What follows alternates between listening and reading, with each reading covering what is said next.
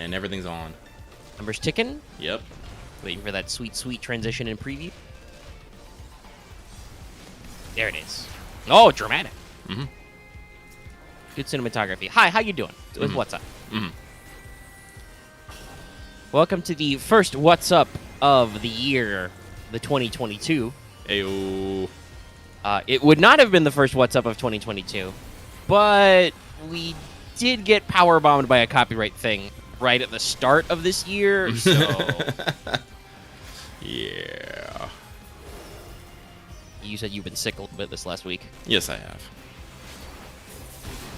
I miraculously have not been sick, despite the fact that there were many, many people, technically a majority of them children, in my home. I guess, you know, washing your hands with soap and applying hand sanitizer at any possible occasion. Not just all the normal occasions, just any old occasion. When you're nearby, it works. That and people not going out a lot. Yay. Yay. But okay, we're here, and we have a decently packed show for you today. Got quite a few interesting things going on. Some news highlights, some other nonsense, some deep dives maybe. I know Lucky has been fiddling with the setup to be ready to transition to some things and show you people some stuff. Mm-hmm. Bits and bobs. How you doing, chat? Current viewers has dropped, but that doesn't seem normal. 0 viewers? That can't be right at all. Chat, are we okay? Chat, if you have a problem, you have to tell me. That's the rules. That's right. You can't just leave. You have to tell me if there's an issue. I mean, we're a little early, but there might just... Sometimes YouTube's numbers are not accurate. But I know that people were waiting. Legend.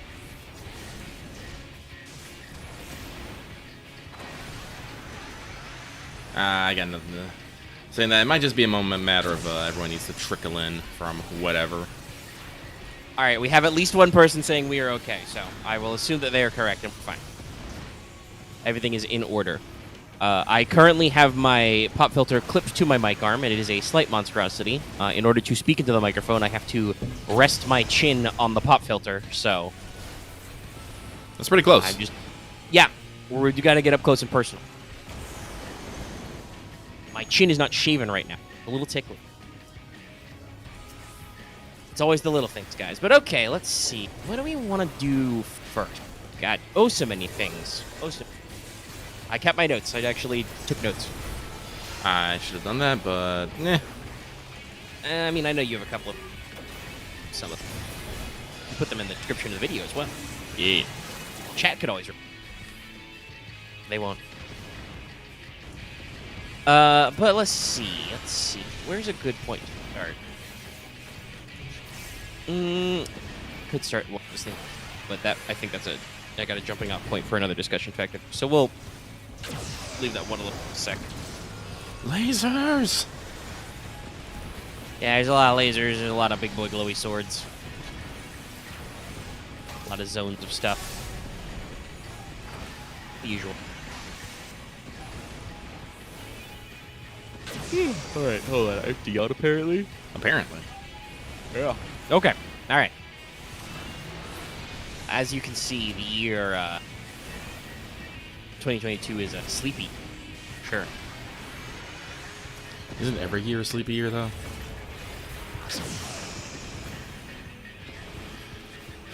Well, I can fill the airspace with one more thing. I can remind everybody this episode is brought to you by our patrons like Adam Harbach, Comics, G, Carlos, Dragon Ferris, Jeremy Vasquez, Jonathan Sandoval, Journey Boss, Liam Castro, Regent Raptor, Robin Trevor, Shiny Peace, some guy named Bob, 723, and Varian the Crow. If you like these two, want to see Scoomburger, consider supporting on Patreon. Yay. Thank you. And at some point, I will just rage out and tear this pop filter away from me, and you'll have to deal with my plosives. Because it is tickling my chin. But here we are, for now. And honestly, if I back up a little, I don't know. Let me know if I sound soft. Lean back, then probably. Discord might get a little agitated.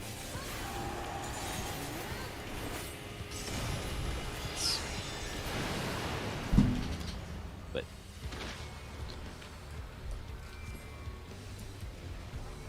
Pretty typical, mute for several hours. Okay.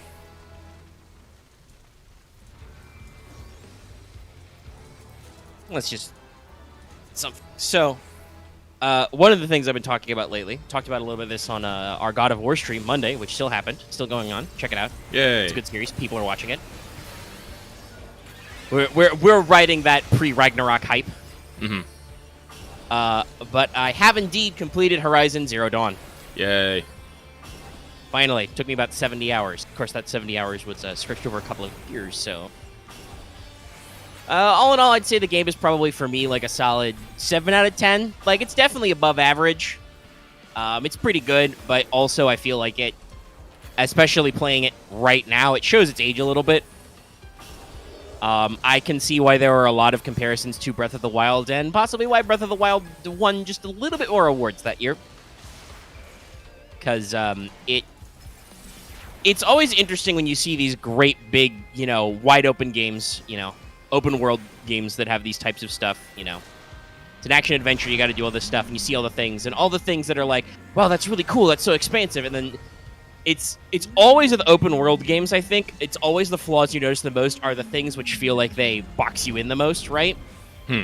Because, like, on its surface, you're like, oh my god, this game is huge and beautiful. And it is, by the way. The game is, like, got amazing world space. There's a lot of different environments out there. There's a lot of great stuff.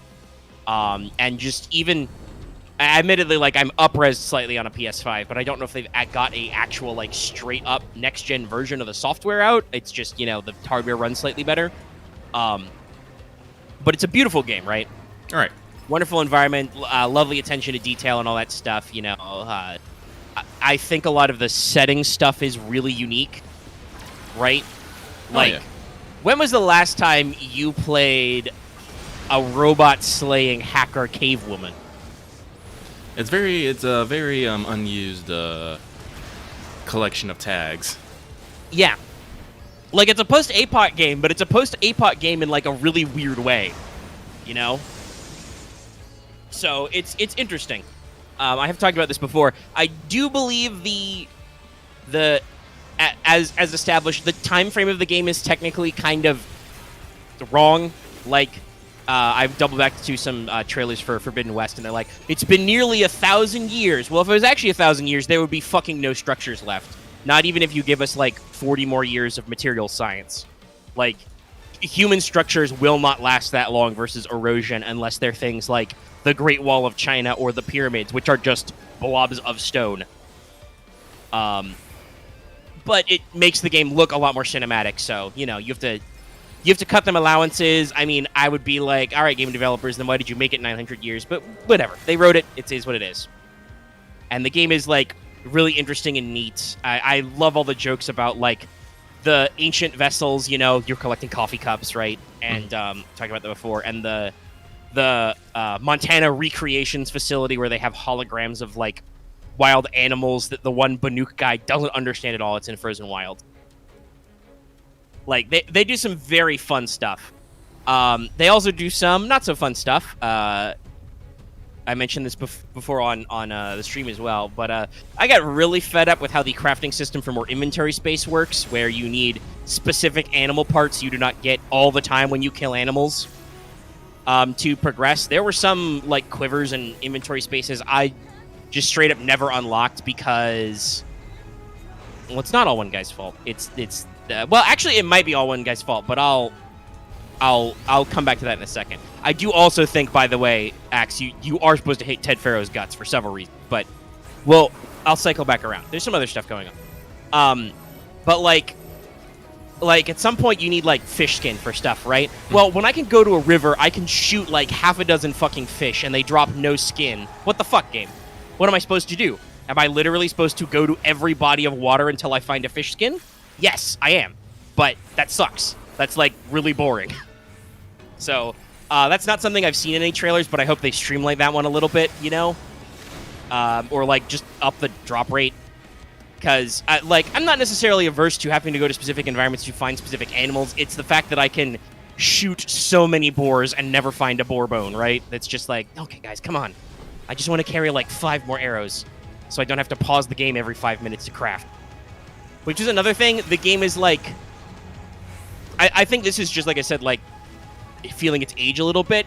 The game is very slow and deliberate in a lot of points, which for some factors is very good. Like, some cases when you're stalking, like, big machines or hunting individuals or stalking bandit camps, right? Like, yeah, that slow, deliberate stealth stuff. When you're in a boss fight that you can't avoid because it's mandated by the story and can't really break contact and hide because that's not how the mechanics work, it's a little tedious. But I think I've talked that point to death. Yes. So all in all, yeah, it's a really good game. Like I said, the beauty is phenomenal. I remember I was getting a Banuk sculpture on like I think it was an eastern mountain face, and like it was night, and then the fucking sun comes up, and this entire like snow-capped mountain turns like vibrant pink, and I'm like, damn, dude, this game is cool. So the game is pretty good, and like I said, the plot's pretty interesting. So what I would say is I don't actually think that everything is Ted Faro's fault. I mean, our post-apocalyptic problem is Ted's fault because he claims to have deleted the Apollo database, though I've seen this played out online. If you pay attention to one of the cutscenes when Gaia actually gives you her message about you. By the way, I'm probably going to spoil Zero Dawn. It's been out for like 5 years. When she like tells Aloy, hello, you is a clone. And I'm like, I knew that literally hours ago. Technically years ago. Because I think I figured it out the moment they listed up her genetic compatibility ratio. I'm like, 90, huh? Over 90%? Clones. That's not how babies work. But when she gives you that message, she has all those icons for her sub-functions, right, that are fracturing off and becoming independent. Apollo's logo is still there, so... And I think in one of the background documents, the actual, like, Apollo data was, like, recorded in fossilized DNA or something. So... I don't think Ted Faro could push the delete button and remove it. I think he just removed the system whereby that information was communicated, which created that whole problem. So I don't know. That could be a plot point that you have to like go to an Apollo facility and get the stuff back. We'll see. I think they're doing some interesting things in the. But like, if you actually listen to the Faro Robotics conversations. Ted has a conversation with the guy who decided to take his orders so literally that it fucked them. Like, the actual guy who's at fault is not necessarily Ted Faro for overselling his contract to the government because they wanted all those things. It's the programmer who decided to literally do that and not make any backdoors or anything. Like, what the fuck, dude? You did your job too well. Yeah, you didn't think this was a bad idea either? There's multiple points of failure, right? Well, that's the thing, though. If once you make a backdoor, it's like it's a backdoor. Anyone can get to it, and that's the thing. Well, yeah, Ted Faro the order was like, I want no backdoors except for me. But he didn't phrase it that way, and like I said, one of the programmers explicitly takes him like very literally, and it's the Pharaoh swarm problem is actually, like I said, multiple points of failure. Because, quite frankly, there's a lot of people who were involved in this project who should have gone, wait a minute. Wait, what? That sounds dumb. Have you never watched a movie? The stuff that comes later where, you know, Ted murders the fucking alphas and all that stuff, that's like all his fault. Mm-hmm. Yes, no, you should always have an emergency failsafe. You need a stop button. Especially if you build anything self-replicating. Oh my god. Seriously, have you not read? Oh, Suna couldn't open the stream. He was busy. All right. But yeah, so like I said, the game is pretty good. And when I say something like 7 out of 10, I mean it. It's not like a 4-point scale. Like, genuinely, this game is above average. It's pretty good. And I think it looks like Guerrilla is actually going to make some improvements that look like I will enjoy them. I went back and watched some of the gameplay trailers for Forbidden West. It looks like they're making, like, generic spear combat much more involved and faster paced. Mm-hmm. It's like she's got like Aloy has like different combo strings and you can do different stuff and interactions. You've got a new what they call the Valor Surges. You have a super attack mechanic where you charge a bar by doing tactical things that lets you do like big attacks that have various uses. They fixed my complaint I had about that stealth thing where you can have a smoke bomb now, so you can actually break contact with enemies in the middle of a fight. You can force them to lose sight of you so you can hide again. That's pretty neat. It looks like there is actually like a fast version of the focus scan, which highlights in your HUD ledges you can climb, because there are some areas, like most unnatural ledges are bright yellow, but there are some areas with natural ledges that are more the Uncharted, like, slightly white scheme, which are a little hard to see. Like I said, I talked about this with the like, sunset. That was really cool. That also really affects your vision when everything is the same color. Like, it was really neat, but considering I was climbing to a Banuk figure, it was like, okay, all right, now I can't see shit. So it looks like they're making a lot of the right decisions. You've got your fucking Breath of the Wild glider now. Everybody does it. Seems pretty cool. It's also called a shield wing, so I don't know. Maybe you'll be able to actually block and not just dodge. Well, because while dodge rolling was very generous, it was also, like, sometimes just not helpful. You get put in a corner and you're like, can't not roll out of this one. You also have a grappling hook, which is something that Breath of the Wild did not do. There was no hook shot. So you can grapple over short distances now and up things. So all in all, it looks like they've done a lot to refine and kind of, like, streamline mobility. It even looks like basic bow attacks are stronger, but you can hold the shot down to charge up, which is a feature of some of the DLC bows. A lot of the frozen wild weapons are really good because basically you have your normal draw time and then you can hold it for even longer to get even more damage. So that looks like that's maybe a basic feature now. Sick. So that's pretty good because some of the draw time on some bows did seem pretty long. Obviously, they were usually the, like, longer range ones, but if you give yourself, like, the quick shot, if you need to, like, just do a little bit of elemental damage, that's good, and move on. So like I said, looks like they're streamlining a lot of things. I, in general, had a pretty positive response to Horizon. You know, all the acting's really good, all the, like, storytelling's really interesting. They do one of my favorite things in these, you know, big games where you do loads of quests where for the final quest, you know, you get to walk around town and talk to all the friends you've made and how they're there to support you. I'm a sucker for that stuff. Same. So, and then, you know, you get to have your stuff. We do have some returning, you know, extra characters. They've shown Aaron, for instance, in some of the trailers. So, it's a good game. If you're playing it right now, like if you've never played it before and you're playing it to catch up to Forbidden West, or maybe you're going back to play it after having been several years, you might find parts of it a little, like, not as up-to-date. But the game's old. That's to be expected when you play older games.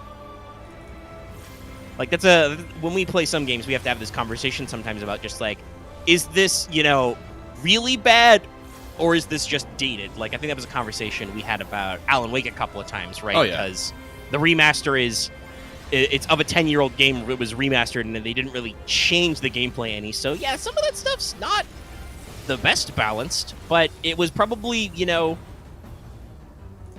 decent for the time and for where that studio was at.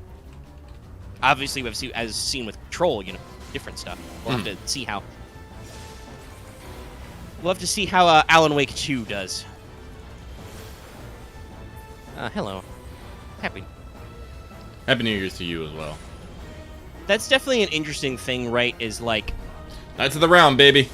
Oh, sorry. Some games, like, some games you can be like, okay, this game can be patched to be better, or this game needs a sequel to be better, but I'm excited for that sequel because I bet these guys can, like, improve it even more, you know, right? Right. And that is very important, and sometimes it's kind of a shame when games don't get that sequel to, like, cut their teeth in.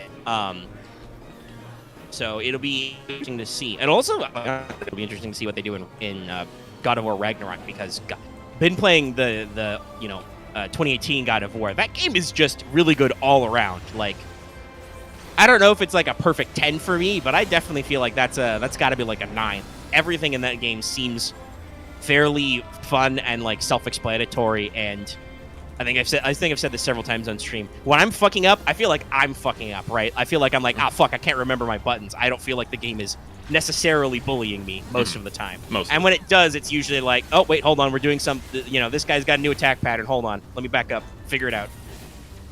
You know, you gotta, like, recenter yourself. I think the only thing that really bothers me is the blindness on, like, darkness. But it's mostly because that means I can't murder them. I can't see them. And even then, if you get the stun kill, though, you get the fun. R3. I love that animation.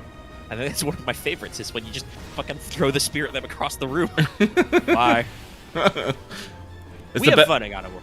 No, we do. I'm excited for Ragnarok. Super excited for Yeah. Ragnarok.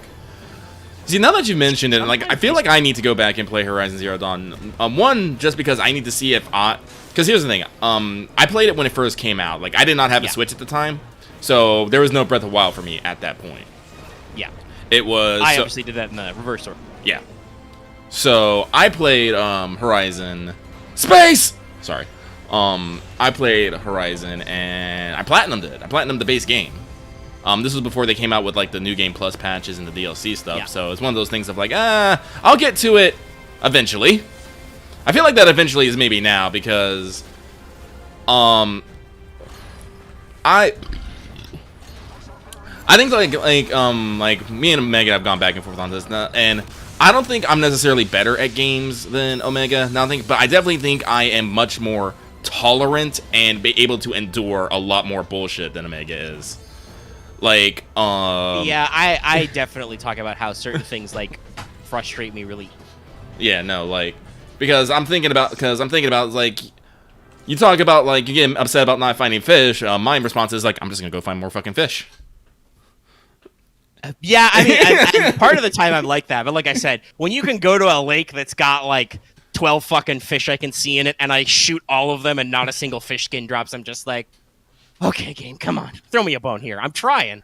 Yeah, I know, but that's the thing. So I gotta go back because, like, again, like it's one of those things of like I can only remember like I have unfortunately I have I can only say I have nostalgia goggles on right now. Because I have not played it in recent times. And like I said, we do have Forbidden West coming out, February? Yeah. Should be early Feb. Early Feb. Yeah, so I'm like, I should probably do that and get the Frozen. And I will say, like, I think through actually, like, playing it over time, you guys have heard me actually, like my opinion about certain things has rounded out, like, I think I was talking smack on like Thunderjaw fights before, and actually as I got on, I was like, actually no, this really isn't that bad because most of the time you fight one Thunderjaw in like a very specific arena, and you just, I think you even said this on stream, you on the what's up, I should say, you just blow off one of its disc launchers, do a whole shitload of damage, shoot off one of its other disc launchers, do the rest, and then just mop up with like your special arrows and stuff. Like that was just a lack of practice. I wasn't used to conceptualizing this. I've just realized that there are certain middle tier machines that I do not enjoy fighting in that game. I will admit that is probably a personal opinion. But also it does look like I said, the game designers have tightened up a couple of those things and maybe made stuff flow a little bit smoother. Like even with all the extra perks, and they even added some new skills you can get in Frozen Wild, like that adds a second little baby skill tree for you, or third, second, fourth tree. There's an extra tree for Frozen Wild. That's only like 2 wide. Like, spear combat, still a little lean. Now, there is a story upgrade to your spear, and if you have Frozen Wilds involved, that does give you 2 spear mod slots. So you can get a little bit better. But there were definitely, I think, some like, slowness of just like, wow, at some point, spear combat is just useless. I definitely remember that. Yeah. And just also, like I said, I'm really glad for the smoke bomb because, like, there are some enemies you can't stealth kill. Like, even with the upgraded spear, you do silent strike on them, and they still have that just little tiny bit of HP left, and you're like, well, that's my whole day. Everybody knows where I am now. I have to literally leave the zone and come... Because, they do at least do some nice stuff. If you leave, like, a certain radius, the machines just are like, nah, they're gone. But, like, I would love the ability to just be like, smoke bomb! Fuck you, I'm gone! Mm-hmm.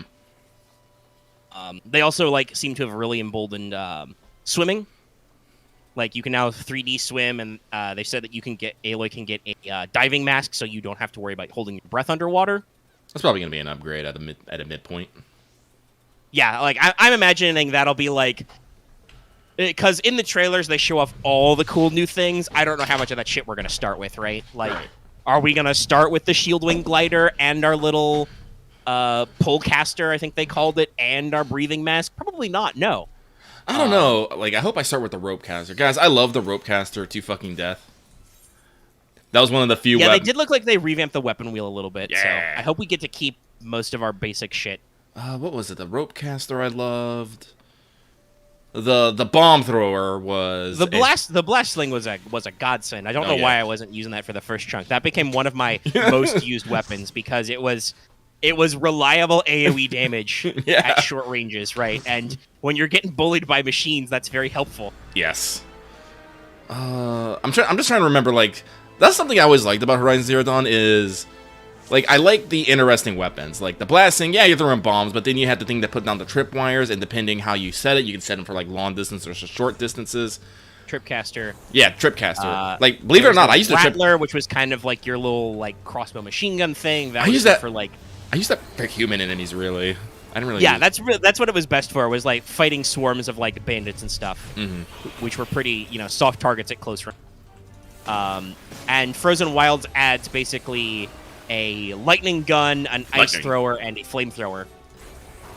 I guess that makes sense. Upgrade. Yeah.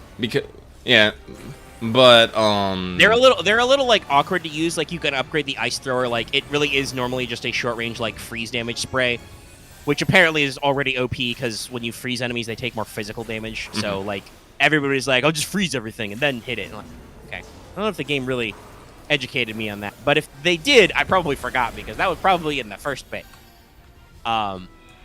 That's another thing where I have to admit, like playing like Act 2 and 3 of that game, like literally a year or two apart from Act 1, definitely like made me forget some shit that the game probably taught me. But you can upgrade it to an ice cannon where it like makes an icicle and shoots it, but it has a long ass charge time. Like it's a really strong weapon, but boy, you need a lot of wiggle room to make it work. So it's almost not worth it, but they at least try and do different stuff, right? Right. And like what I was saying, sling. And they've shown some apparently you can get an adhesive grenade now for one of the versions of the sling, like a Glock grenade to like bind up machines almost instantly, like the rope caster. But yeah, no, but like anytime I fought something like medium or large, that was always my opening thing. It's rope caster. I'm just gonna put you on the ground for a minute, and I'm gonna just start shooting things off of you. I mean, that's really the only thing you can do about some of them, like storm claws, storm talons, storm wings, the Thunderbird robots. Yeah, like those guys are kind of because they have a lot of mobility and they're way up in the air, and the game's not really that well designed for you to fight aerial enemies. Like, it's not. It's really not. You obviously you can aim and stuff, but you like slow way down and you can only move the cursor so fast. So it's like. That was definitely like, okay, rope caster or like tear blast your engines off so you fall down, and then we just dump a whole shitload of bombs on you. Okay, bye. That's always the final step. Just unleash blast sling. Yeah, what's that? I used 12 bombs in like 5 seconds. I'll just make some more. It's great, but no, I think once I finish planning A Plague's Tale, I think I'll probably stick in Zero Dawn. Maybe try and get that out of the way. Like Frozen Wilds, I think is pretty interesting. They actually like do some interesting quests and stuff. There's some more backstory and lore, right? Sweet lore. And I think it pitches like a lot of things because I have like now that I've beaten the game, I have lots of thoughts about what they're saying is happening with Forbidden West, right? Because like. Poseidon is supposed to be the AI function in charge of oceans. Does that mean we're going to meet a Poseidon? There's also some really weird shit with the weather. Are we going to meet the Aether AI that's supposed to be in charge of that? Is it perhaps a problem? Because there's like supercell thunderstorms and shit, Like, I'm kind of hoping that not every Gaia subroutine AI is trying to kill me. Please? That'd be nice. Can I get some AI friends? There's never enough AI friends. Yeah. That at least I did like about Frozen Wilds. You do meet it's not a Gaia Project AI, but you do meet a friendly AI there. Sweet. But yeah, so like there's a lot of interesting things they're talking about with the lore. They've shown a lot of really interesting designs for machines. They've already shown that you can ride different machines. That was another minor complaint I had, where it's like there's like 3 fucking robots you can in the game. And it doesn't even matter once you can just buy a skill to always call them out anyway. Robot horse! Yeah. So, like, hopefully we can get some more action. They've already shown that you can ride the robot raptors in the trailers and stuff, so... Sick. They're building up to it. They're showing us some new news. They got some different factions and stuff. They seem like they're doing the appropriate amount of, like, sequel escalation in the story. And I think the original Zero Dawn is set up very well writing-wise to set up as a franchise, right? Because, like, yes, you deal with Hades, but then you have that after-credit scene where Silence puts him on a little AI lantern, I guess, and is like, hey, buddy, we gotta talk about stuff. What is with men of learning always making weird-ass decisions? Well, Silence at least tells you he would do everything again, except he would be more careful this time. But he's going to ask Hades an important question. Hey, who activated you? Because, yeah, that's just out there in the lore. Somebody just fucking sent a signal to Gaia that made Hades and the other AIs, like, break off and become independent. Who the fuck are those guys? What are they doing? Whomst. Because, like, allegedly they tried to send some guys to, like, space, but they all blew up or something. Like, the engines failed. So there's not supposed to be, like, a secret space moon base or a Mars colony or a space station. But is there? There was that project to clone the alphas over and over again. Did Ted Farrow, like, clone himself over and over? Is he in cryo sleep? Can we punch him, please? Can I punch him off a tall building? So I don't know. They did a really good job setting up the franchise, right? Right. Like, you get to resolve the conflict, you get to bring everybody in your area together, but the actual problems facing the world are, like, too large for you to solve in a single installment. That's neat. Good job. Good job, guys. But since you mentioned A Plague's Tale, we can transition over to that one. Yeah, you've played it and enjoyed that one.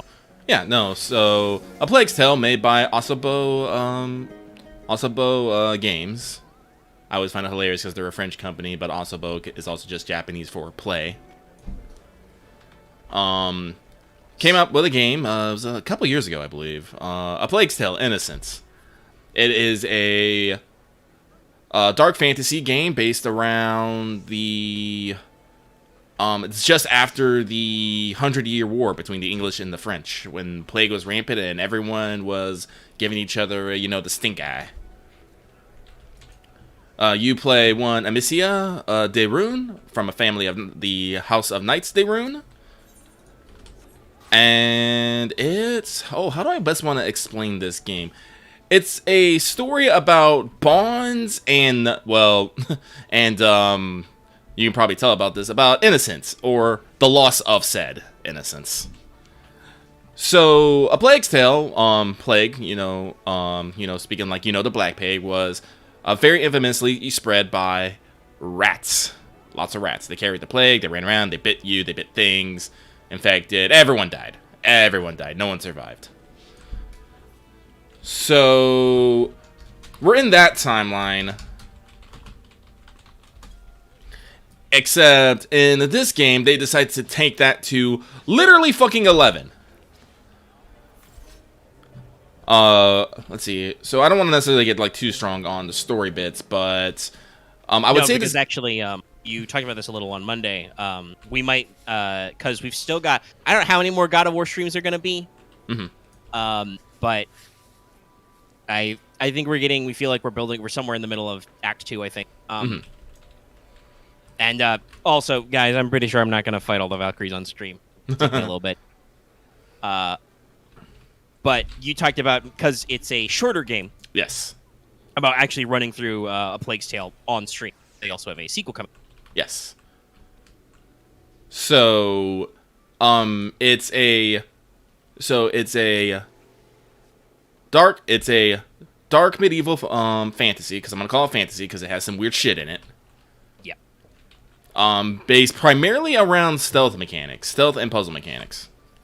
Basically, the big gist of the thing is you have to, because Amicia, she is just like a 12 to 14-year-old girl. She is trained in the sling, and she's really fucking good at it. You can hit anything, but and at one point you upgraded that you can kill dudes with it, but that doesn't do much when said dudes are wearing helmets and whatnot. The classic. Mm-hmm. So, a lot of the game is around circumventing around guys wearing helmets who usually have pointy spears or sharp swords, who will, if they catch you, just fucking stab you. Rude. Very rude. And you go through and usually how the game handles this is you have an area, you usually have items, because alchemy is a very big buzzword in this game. I think they often use it maybe with a capital A sometimes. And often as you go out their games, you'll learn little alchemical recipes to make sweet things. Like you'll learn a compound that will ignite braziers or lanterns. You can learn one that will extinguish lanterns or braziers. You learn a compound that will, when you hit a guy in the head with it, will like partially melt the metal and make the guy take off the helmet. You know, and, you know, one that will, you know, temporarily call rats to an area. You know, stuff like that.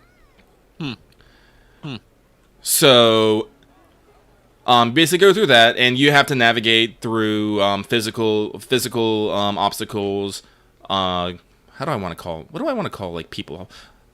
Like people obstacles and rat obstacles, because boy howdy, are rats terrifying. That is something I've heard about the game. Yes. Asobo Games actually did a clever bit of programming here and was able to literally animate hundreds upon hundreds of rats all on screen at the same time. I actually did a little bit of reading about this. What they would do is, like, there's like 3 tiers of rats. Like, when the rats like spawn, there's background rats, which are just in the background until you get closer. And then there's the passive rats, which have not have entered your gauge of engagement, and then the active rats, which are the ones closest to you that will actually, you know, move towards you when you're close to them, because these rats are bloodthirsty little fuckers, and unless you have some sort of light source, they will just eat you alive. So it's like the spiders from Uncharted 3. Yes. So which is not how, neither of these things are how rats or spiders work, but boy howdy, does it make for really freaky gameplay. Yes.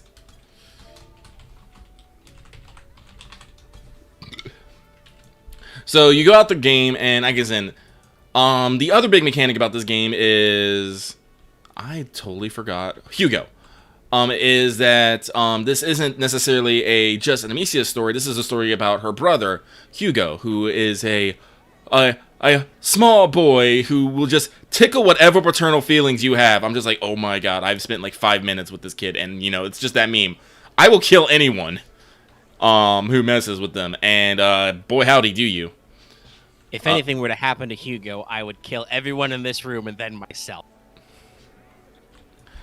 So, and again, this is one of those things about talking about like Innocence. Amicia, at some points, Amicia has to make some choices to, you know, whether or not to kill people or whatnot. Because unfortunately, you cannot avoid killing people with said sling. It's just not possible, and it starts weighing on Amicia. You see that throughout the story, as she's trying to just live her best life. I won't explain why she's just trying to live her best life, but it's a thing. It is a fucking thing. It's also reflected in Hugo, too, as you kind of understand him going from being this just sweet, small, precious child to maybe understanding his place among what's happening here and whatnot. It's very narratively rich. They don't necessarily go on a lot of story in the backstory, but everything that how naked is this person? Yes, this is Final Fantasy. This person is literally just in their small. There it is. Their clothes spawned in. Thanks, computer.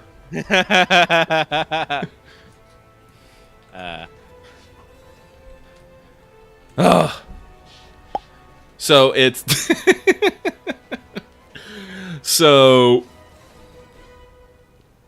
it's very narrative rich, and the game it's not necessarily forgiving. Like I said, like with the mechanics, if the rats touch you, you have a moment as they slowly swarm over you. But if they you spend more than a couple seconds in the rats, you die.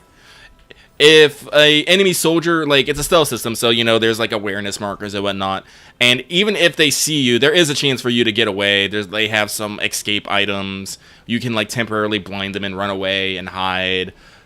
And if you have a little dodge mechanic that, if you're up in your grill, you can try some stuff, but... but with the, like I said, it's the end will come swiftly if you're not careful, but they're pretty quick with the checkpoints. Like they don't like overdrawn it, so it's like, and the checkpoint I think is the checkpoint system is actually fairly generous, so you don't necessarily feel bad about having to like, you don't necessarily have to go tromping like half across a field away. That's pretty good if you're playing stealth games that get these like tighter tolerances. The game actually like bring you. Mm-hmm. So, all right. Actually, please do not heal this person. Let them die. Let them suffer from the hubris. But it's like I said. It took me a while. It took me a little bit to get through it because, like I said, I was just playing it here and there. But if I think I'd probably be best if I played it. Rush, let them die. Perfect. Good.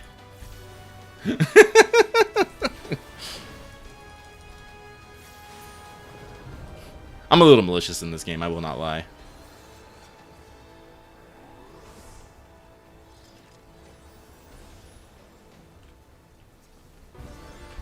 But it's yeah, I think like if we want to just make it in a couple streams, I can do it.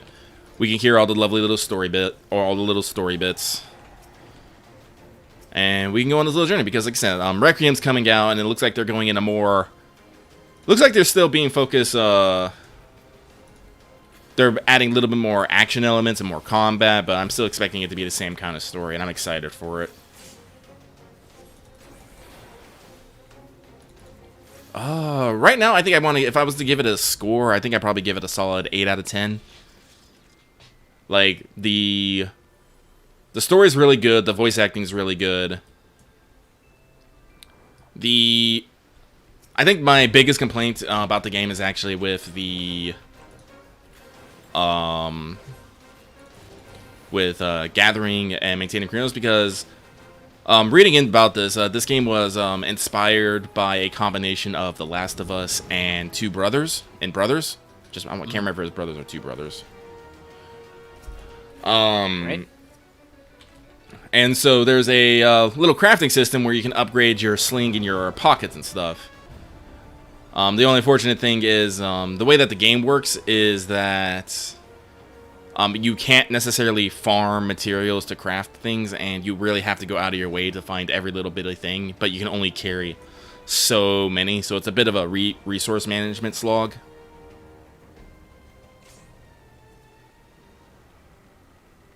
I'm about to abandon this place if people keep saying weird shit like that. Is there some trouble going on? No, people are just in chat like screaming, "If you pull the dragon north, you're gay." I'm just like, why are you saying this like 6th grade shit? Like, stop it. Can literal 6th graders afford to play award-winning Final Fantasy XIV? If they have their mom's credit card, probably.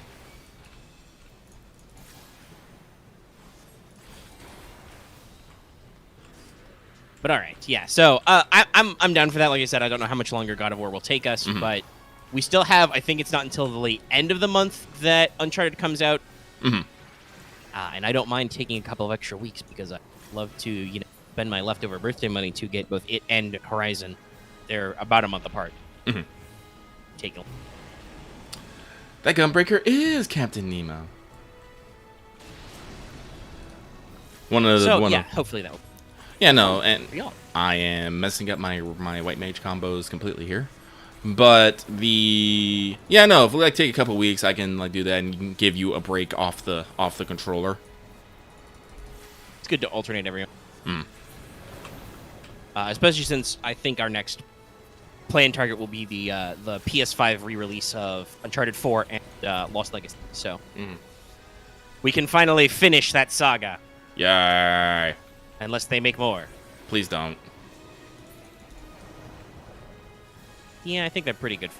Well, like I said, I don't know what the fuck. I don't know what the fuck Naughty Dog is doing. There's a lot of Last of Us related news, but Druckmann is on the TV show, the HBO series that's in development. He's on it. They've allegedly got a remake of the first one and also a director's cut, so a updated of 2.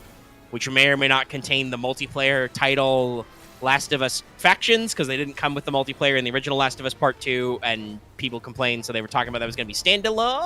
I don't know. I don't know what they're doing right now. I assume they're doing something.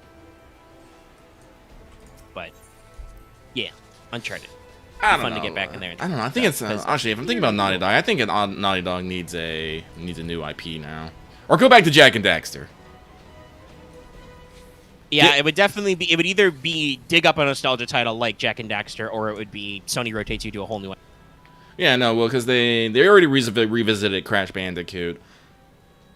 Like, honestly, development on a new Last of Us would probably be way too fucking long.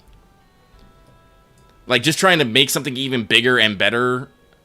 Yeah. Like, no, that'd take way too fucking long. Uncharted, like, honestly, Uncharted's in a good place. It really is. It has a new collection come out. It has a solid movie coming out. I think I'm talking about that. Talked about that. Wait, where am I? Yeah. I'm going to see. That's right. They've got also, the story-wise, because I know the beats of 4. Like, story-wise, I think they actually, like, tied up Nathan Drake in a good way. And while they do, like, leave it open, obviously, that seems like a thing that you come back to, like, later. Like, it's only been, like, a generation or two of game. Yeah, I think it's been, like, a generation. Because Uncharted 4 was PS4, one of the early games on that. So, like, it's only been, like, a generation since you had a new title, technically. I don't think they need to, like, jump right back into it, right? Right, so, again, like, I wouldn't mind revisiting, like, honestly, I wouldn't mind if they actually did a full, like, Jack, I don't know if I want to call it, like, a remake, but... Fuck. Well, I mean, I wouldn't mind a proper Jack 4 because there was technically a 4th game, but that was by a different studio. I could look over at my shelf and I never. But yeah, like that'd be like, and that is on brand for Sony. We talked about Crash 4. They could actually call it Jack and Daxter 4, even though it wouldn't be the 4th. Well, it wouldn't be the 4th one because Jack X happened. You could still call it Jack 4.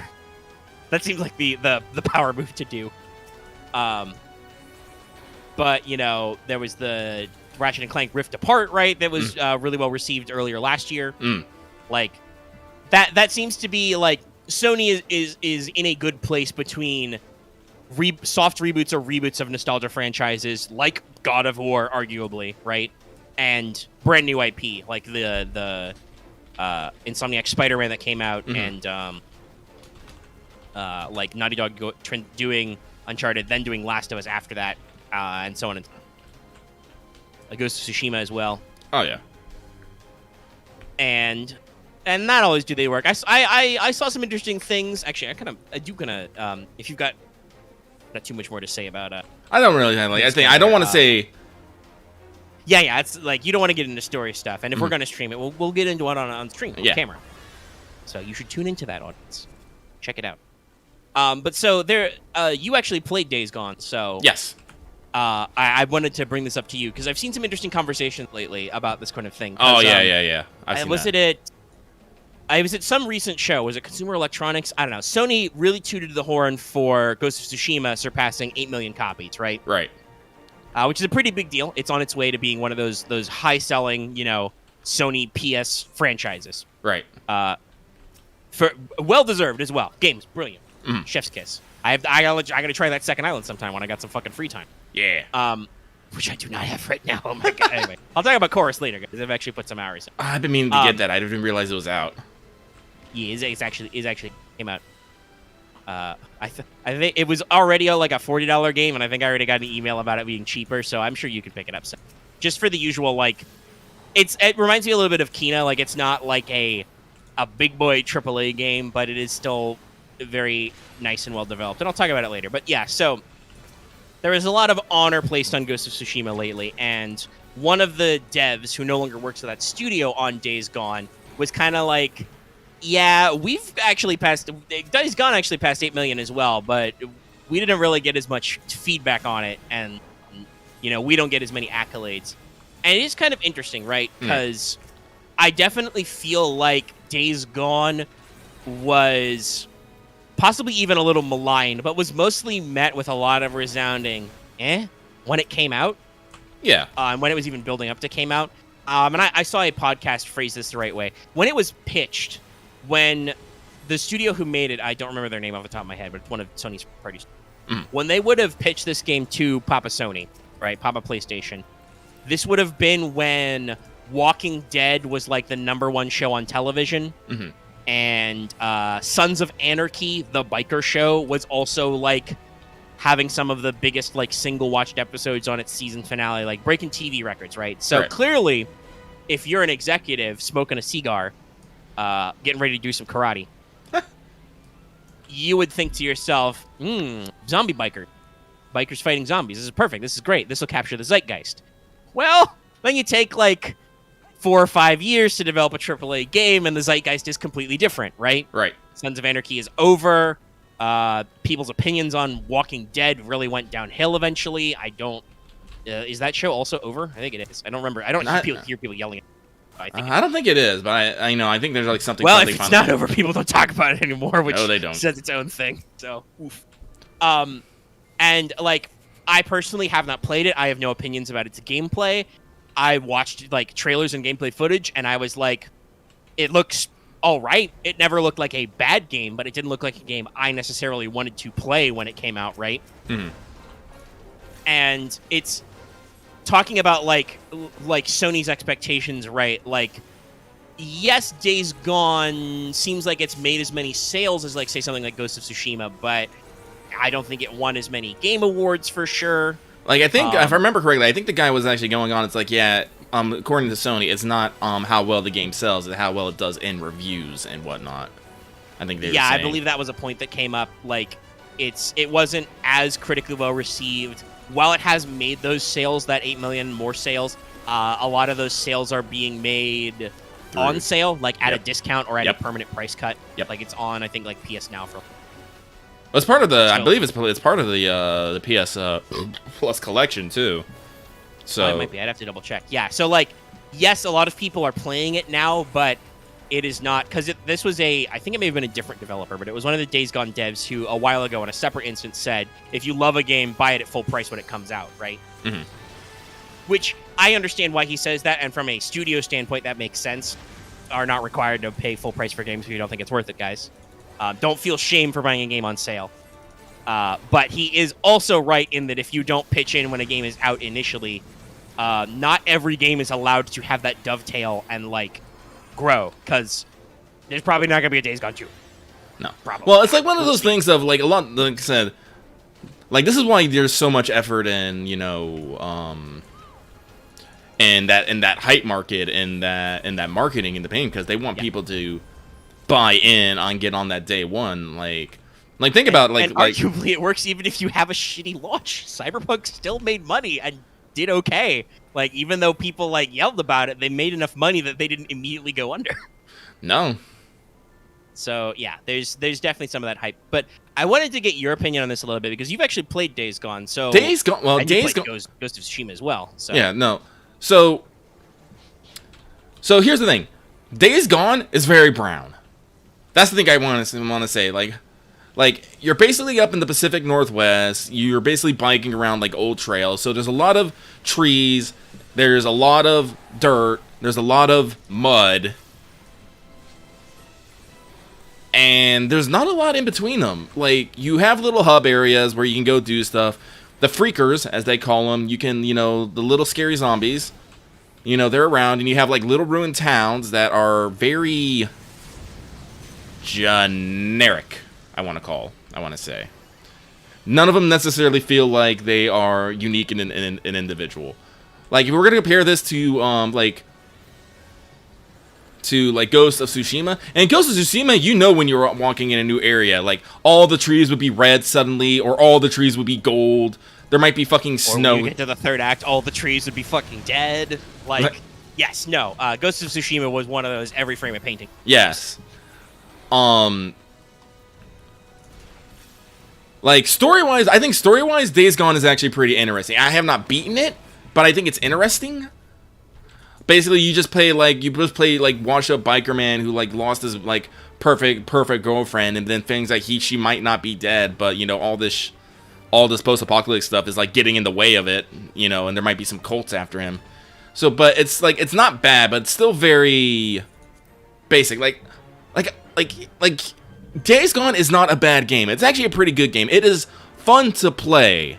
It's enjoyable, but it's not. It's an above-average game, but it is not a masterpiece game.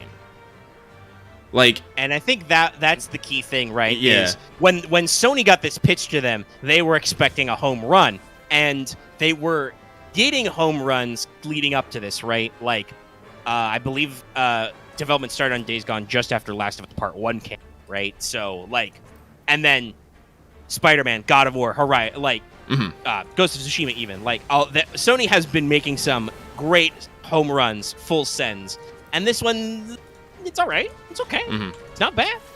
But that's the thing with corporate, right? If it's not a slam dunk, then it's not bad, but they're certainly not going to treat it the same as a slam, right? Yeah. So, let me see here.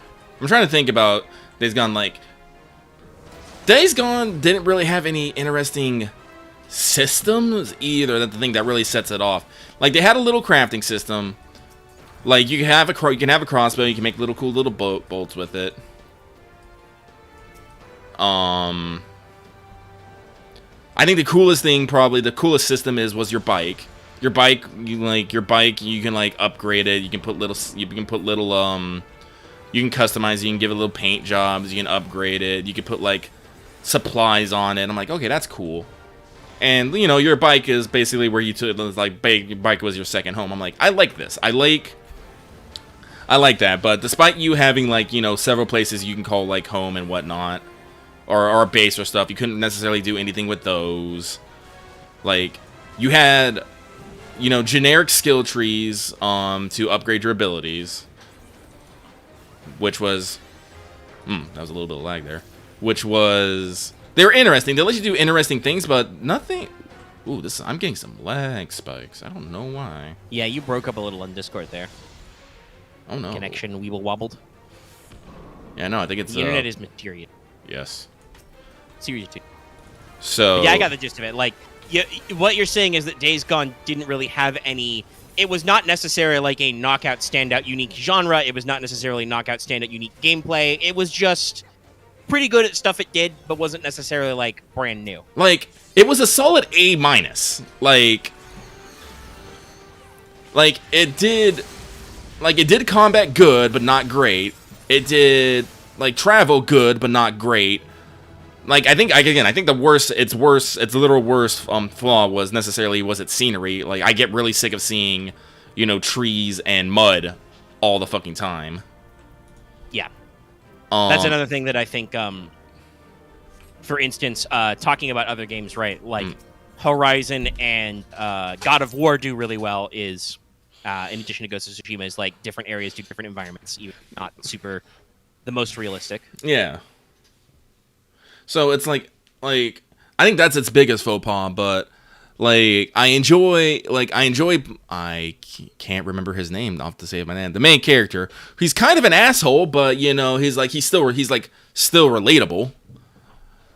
You know, so I'm just like, and like the other people, like you there's a lot of the devil you know kind of things of like, you know, like these are like bad kind of people, but at least you know them and all that stuff. So I think it's a game, like, honestly, like, it's a game that's gonna get as good as it gets. It has no such overwhelming flaws that you can be like, oh, I know how to fix this. It's just like, oh yeah, this is it. It's fine. It's okay. But sometimes there's those games where it's like, when you take the concept, there's only so much you can do with it. Yeah. I think I want to say. Yeah, but no, like, I still want to go back to playing it. My games backlog is eternal. Yeah, and like you said, it's good, but it's not necessarily the most exciting thing to get into. So, you know, there's a lot of new different. Like, I love. Yeah, I just remembered bring back up since I heard about it. I had a guy who's got first-hand knowledge. But okay, let's scratch a couple of really quick. First of all, I mentioned back there. Is monetization off? Why is monetization off? I thought I turned it back on. Oh, let me refresh the stream. Maybe that's it. I hit the insert ad button. It says an ad was inserted. Did you guys get an ad just now? This is where I get like 11 people telling me no because they have ad block on. Rip us. Okay, it doesn't. So, okay. Weird. Good. Thumbs up. I'm depending on how annoying the ad was, I may be slightly sorry, audience. Actually, I've been finding this weird thing. I've been trying to like watch some of our old videos, and we're getting unskippable ads. I'm like, wait a minute. Like, yeah, I've enabled unskippable ads for some of our newer titles, but I don't think I've gone back and enabled them for old stuff. And I enable them just because it seems like YouTube is selling a lot more on unstoppable ads, and it does seem to help even out our ad revenue levels, and nobody has complained about it. I'm okay with. We've complained ourselves about it, but I'm okay with unskippable ads as long as they're not 3 minutes. yes, God for like no, seriously. If you ever open up a YouTube video by anybody and you've got an unskippable ad that's 3 minutes long, you close that video and you open it again. Yeah, I have concerns about what YouTube allows people to buy as unskippable ads. Like, if the ad is 5 seconds anyway, thus you can't skip it, or even if it's like 6, that's okay, fine, whatever. No, that's fine. And like, very occasionally, YouTube will show me a trailer or something as an ad, and I'll be like, "Hold on, what's this for? What's going on here?" That's usually the only time I give a shit.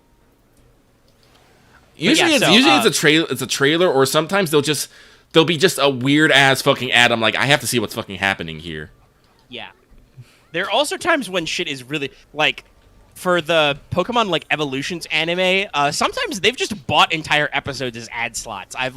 It started playing like a short, and I'm like, this is fucking 5 minutes. This isn't an ad. This is just the short. What are you doing? Do you make money this way? Oh, yeah, God forbid. It's those, I think one of those assholes who does it is PragerU. There's some, like, outlets that just upload their whole videos as fucking ads, and YouTube allows this for some reason. I'm just like, what? Why? I mean, I guess I know why YouTube allows it, because they make money anyway, and even though they know that nobody will watch the whole thing. Mm-hmm. But yeah, what I was going to say about Cyberpunk really quick was the leak was debunked, ?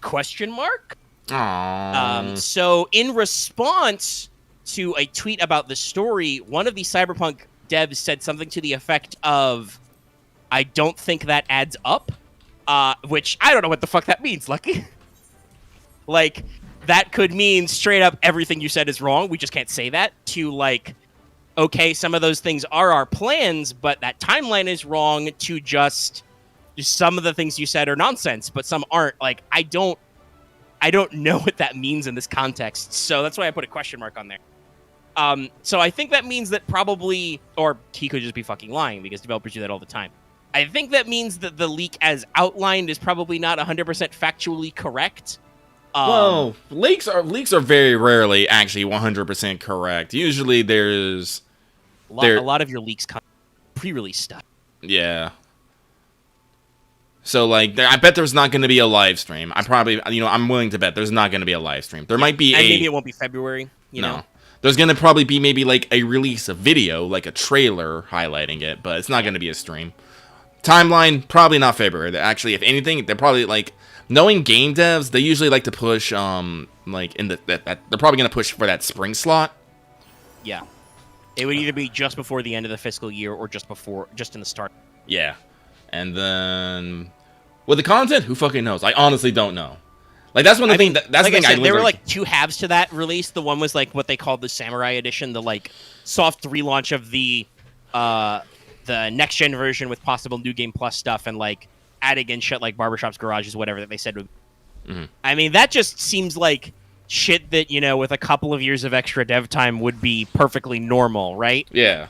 Like, you would do those anyway. So I'm like, that doesn't sound like a leak to me. That's just like a good guess. The actual like expansion stuff, no, man. Mm-hmm. You think I know these things? So we'll see. I think I said that when I talked about it. We'll see. Some of those things sound like good features that are probably coming. Mm-hmm. And like, if you're CD Projekt Red, unless you like have some deep cut technical issue, you can't do these things. If you see people out here getting excited for fucking barbershops and apartment customizations, maybe you should consider working on those things, because you said those things would be there and people want them. So, yeah, like, I think that is a little bit why sometimes developers don't like to confirm or deny leaks, because it's one of those things where no matter what happens, you don't look good. But just like coming out there and being like, yeah, some of these things are not, like just saying like this doesn't add up is like, okay, I don't know what that means. That means that some of this is probably true, but well, who knows? So I wanted to scratch that one off quick. Yep. And I also mentioned another new game on the PS5 I am playing. Let me talk about Chorus. Chorus. Usually written as Corvus, with the Roman U as the V, but it's pronounced Chorus. So Chorus is a very shiny space shooty game. Very playing space and you shoot. It is, I think, pretty typical of those kinds of games. I've heard it said some places it's supposed to be a little more open worldy. If it is, I am still stuck in the tutorial zone, where, like, I enjoy it. I enjoy space shooty game. And while I will say it is very heavy-handed on the lore, it has lore. It has storytelling, right? Like, your opening cutscene is the main character, Nara, telling you about herself. She used to work for the Circle, the evil space cult. Only the Great Prophet didn't used to be evil. He used to be cool, and he was like my dad, but then he told me to blow up a planet, but I did it, but it was horrible. Oh my god, the space murder. And then I ran away, because I can't space murder anymore. So I joined an enclave of outsiders, but they're coming, so I gotta be cool. And that's literally the game's opening cutscene is Nara tells you about herself, and then you fly around in space and shoot pirates for a little bit. Sweet. Pretty typical stuff. It's definitely playing to a lot of that modern video gamey sci-fi where, like, yeah, there's tech, but also it's like there's a little bit of like some weird space magic. There's something called the Void. This apparently produces creatures, entities, factions called the Faceless. I don't know anything about that shit. There's definitely some evil space magic. There's psychic powers. Nara herself is called a Marked One. She literally has like rows of hieroglyphics like tattooed across her face. It's a little subtle, but it's there. And boy, howdy, are there lots of shots of Nara's face in cockpit saying things. Nara also whispers to herself. Great for exposition. Also builds the slightly creepy atmosphere. Slightly creepy. Because there's a little bit of creep zone in here. Like I said, there's like psychic powers and shit. You have access to special abilities called rights, which are absolutely some space magic shit. You start with the right of sensing, which on the one hand is just your sensor ping, but it also allows you to view memories, like psychometry style, so you can get lore dumps. And stuff like that. And then later in an early tutorial, you unlock the second right, the right of the hunt, which lets you unsheath your space fighter katana and teleport behind enemies and yell "Nothing personnel, kid." Pretty. But the mechanics are, it's a pretty typical, 3D space plane shooter. You have different weapons you can switch to. I've unlocked the Gatling guns and the laser, so the laser has to charge up its power level, but it's better against shields, and the Gatling gun is better against armor, but if you hold it too long, it heats. No word on missiles or guided weapons yet. You can boost, you can slow down. It's one of those games where you free aim/fly with right stick, and then left stick is throttle and dodge roll. Mm-hmm. So push up for throttle up, push down for throttle down. By the way, you can do a full fucking stop and love that. Sick. You can park the boat. And then left and right is just you do a quick roll. You can boost. And after you do some of those initial mission stuff, like you help around with some errands around the Enclave. You start in a little asteroid field ring area with some guys on the outskirts. Nara fled to the outer system. Odd jobs, you pirates and stuff. And again, they do the great thing you need for these kind of space games. Something I said that Star Wars Squadrons, for instance, did really well is they have diverse environments. Like I said, this opening map is a large asteroid debris field, which is filled with ships, mining stations, and lots of rocks for you to dodge around and stuff. So there's a decent variety. I'm gonna get that there's gonna be some multiple maps you can visit. There's a jump gate that I can't activate yet, stuff like that. But after you bum through some of the tutorials and you do the initial conflict where the Circle shows up to ruin your day, they're an evil cult now. Oh no. Or maybe they were always an evil cult. I don't know. Nara says that the Great Prophet used to be a cool dude and then he got extreme. So I don't know. Maybe that's just the brainwashing. But but you get back your old fighter, a Circle advanced ship, which has an AI in it, which Nara calls Forza, which is short for Forsaken. So you get a talkie AI ship, and he is very sassy. Forza is like, when will we hunt, Nara? Give me to the enemies. I wish to hunt them down. I'm like, man, damn, you're aggressive for an AI. But when you get back to your AI ship, you get extra abilities, including, I talked about this before, you get the ability to space drift. You hold L1, you can enter the drift trance, and you literally space drift. Like, if you boost and then hit it, you're able to do, like, 0-degree turning radius turns and, like, dodge around corners and shit. And it seems like there are going to actually be, like, a variety. Like, they talk about there's several rights you can access. There's a built-in achievement system, like challenges, which just gradually level you up. So, like, I think they call it mastery. So, like, for instance, say, like, the evasive mastery. It's for,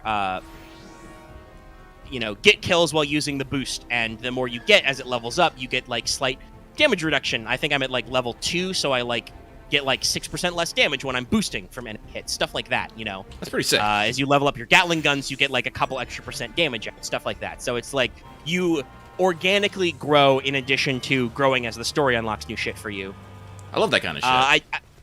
I do have a couple of, like, nitpicks a little bit about the UI. Like, it's not the most polished game, but it's pretty decent. As far as I can tell, at least at this point in the early point in the game, there is no lock-on. Ooh. You can press X to, like, broad 3D scan around you, and that will highlight enemies for a little bit. There is a threat tracker that's like, hey, that guy's shooting at you. And obviously, quest objectives are marked, but, like, you can't, like, be like, hold on, I want to track this specific guy and tell him to die. Like I said, I don't have access to any missiles yet either, so it might just be a subsystem I'm not to yet. Another thing is I'm not 100% a fan of how quest tracking works. You can track quests, but you cannot change tracked quests. Oh. It's weird. So, like, I'm still doing, like, a lot of the early story stuff before we go full open world, so story quests just keep happening one after the other, so it's like, the game's just like, oh, you can't track a new quest, you're in the middle of one. I'm like, well, I can't abandon the story quest you put me on. It's like, the developers maybe should have thought about their pacing a little bit. There's also some weird stuff where, like, you have to wait for certain points in the completed quest, doing quest ring to, like, save the game. Mm-hmm. So that's the UI's a little unclear. I've had some, like, glitches where, like, my objectives wouldn't display correctly. So I had to just remember what they were. So, like, there's a couple of things that maybe could probably be patched better. The other thing is, it's not really, like, space platforming, but there's some semi-puzzle elements where, to teach you new mechanics, they make you do some very specific flying stuff. There's these things called regenerator seals. Yes, everything in the game is like this. Where basically they're just glowing fuck me lights. You have to shoot the lights in a close enough pattern together, otherwise they heal so you can open a door. So first you do this pretty normally, and then when you unlock drifting, you have to, like, boost, drift, and then turn over to hit the targets correctly. But if you miss the game, you're usually going at speed, so it's hard to set yourself if you fuck it up. So I had to do this a couple of times last night where I, like, was still getting used to the drifting controls, and I'm just like, well, I missed. Now I have to fly all the way back to the other end of the room and do it again. And there's a similar one for the right of the hunt, but that teleports you, so that was a little easier to figure out. But there's a little, like I said, a little bit of the tutorial stuff's a little clunky, but all in all, it seems like a pretty decent space game. You can go to hangars and upgrade. You can, like, pay credits, which you can get for completing quests and also for just murdering guys. Yes, if you just blow up enemies, they will drop, like, little health pickups and stuff. You have a health bar and a shield bar, so your shield bar regenerates, your health doesn't. But, typical stuff like that. You've got several mod slots, so you can do stuff like equip a modification to, like, make your default speed a little bit faster. Mm-hmm. You can make yourself lock on faster. You can get more pickups from health, stuff like that. You can buy more upgrades to your shield and hull, like hull fragments and shield fragments, which also are sometimes given as quest rewards as well, so... Sick. Yeah, so you can, like, not only can you, buy pieces of heart, but you can also get them, which improves your hull and shield levels.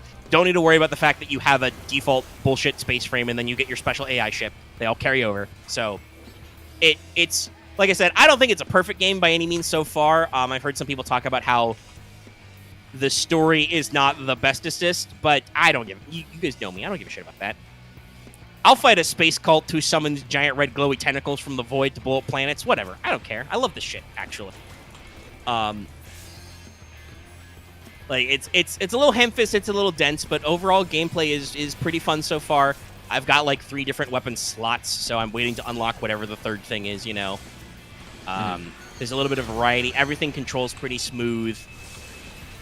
Like I said, the UI is not always the cleanest, but nothing has, like, ever made me, like, so far, anyway, like, turbo mad. It's just like, all right, hold on. It's a little awkward as I bump into stuff and get myself turned around.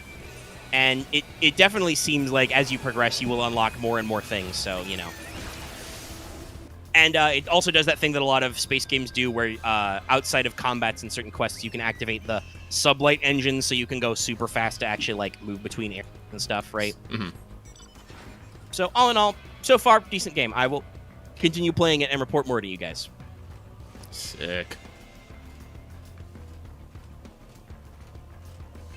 Yeah, that seems fun. I might, like, I definitely want to, I got to put it on, like, a wish list or something so I don't forget about it, because I remember seeing the trailer for it, but it kind of slipped my mind after that. Yeah, it happens. That's why I also remembered it. It happens to me. That happens. I am probably going to die. Goodbye, world. Goodbye, cruel world. Speaking of sales and wish lists, I did actually, after, you know, rolled over stuff, I did actually pick up some games on the Steam sale, but I have been super tired lately, so I have not gotten really deep in them. I have wanted to, like, boot up Hearts of Iron 4 or Xenonauts, but I have been sleeping. I was actually, one of the games I did buy was Big Pharma, and I was actually working through the tutorials, and at one point I was like, I'm too tired for this. I'm doing fucking pharmacology here, and I'm sleepy. I can't remember these things. It's going to be important. I'm going to put this down. So, as I kind of cycle through that, and maybe a couple of the titles I also bought previous sales that I haven't worked through, I will cycle through. Okay. Let's see. Well, we've been going for a little over an hour. Lucky, do you want to talk about Last Origin? I could talk about Last Origin for a little bit. I'm going to. Well, do you need a moment so you can switch gameplay? Yeah, like this is not the moment to talk about Last Origin. Okay, we'll cycle back to that. I was wondering if I want to get a little more. Then I will pick another subject you can possibly insert a little, a lot of my chorus then. But y'all, they have announced a Scott Pilgrim anime by Netflix. What was it? Studio. Really? Suzuki was doing it, I think. Who? Chat, tell me things, or I'll go look it up on our Discord. Actually, it was trending yesterday. Oh, I missed this. Oh, you didn't know? That's what I love to see. But yeah, no. So it was announced in our, and I retweeted our good old Discord. But yeah, no. Apparently, it has been. Let me double check if it is announced or alleged. Yeah, no, this is being reported on openly that Netflix and UCP are planning on developing a Scott Pilgrim anime. Science Saga, that's right. Okay, Science Saga is not the worst. They are kind of weird, though. I mean, I'm very curious if, like, obviously, working on like Scott Pilgrim, right? You're presumably adapting the comics themselves. Yeah. So the movie had to skip some stuff. Hell, I think either Volume 6 or Volume 5 wasn't when they. But so, like, when you're sticking to that, you're adapting a style that is not quite anime-esque, but is anime-esque at points. Well, like I said, it's Science Saru. They do good work. I mean, these are the guys who made fucking Devilman Crybaby. Yeah. They did Space Dandy. They did the Garo ones. They did 2 fucking of the Star Wars Visions, Heike Story. Like, no, they're good things, but like, oh god, they did fucking. That's right, they did. I actually had to pull up the link real quick. They did Keep Your Hands Off the Izoken. After Izoken. Yeah. Like, they have... But also, you've mentioned those things, including the Star Wars Visions ones and Izoken. Those are also weird. Yes! They're weird.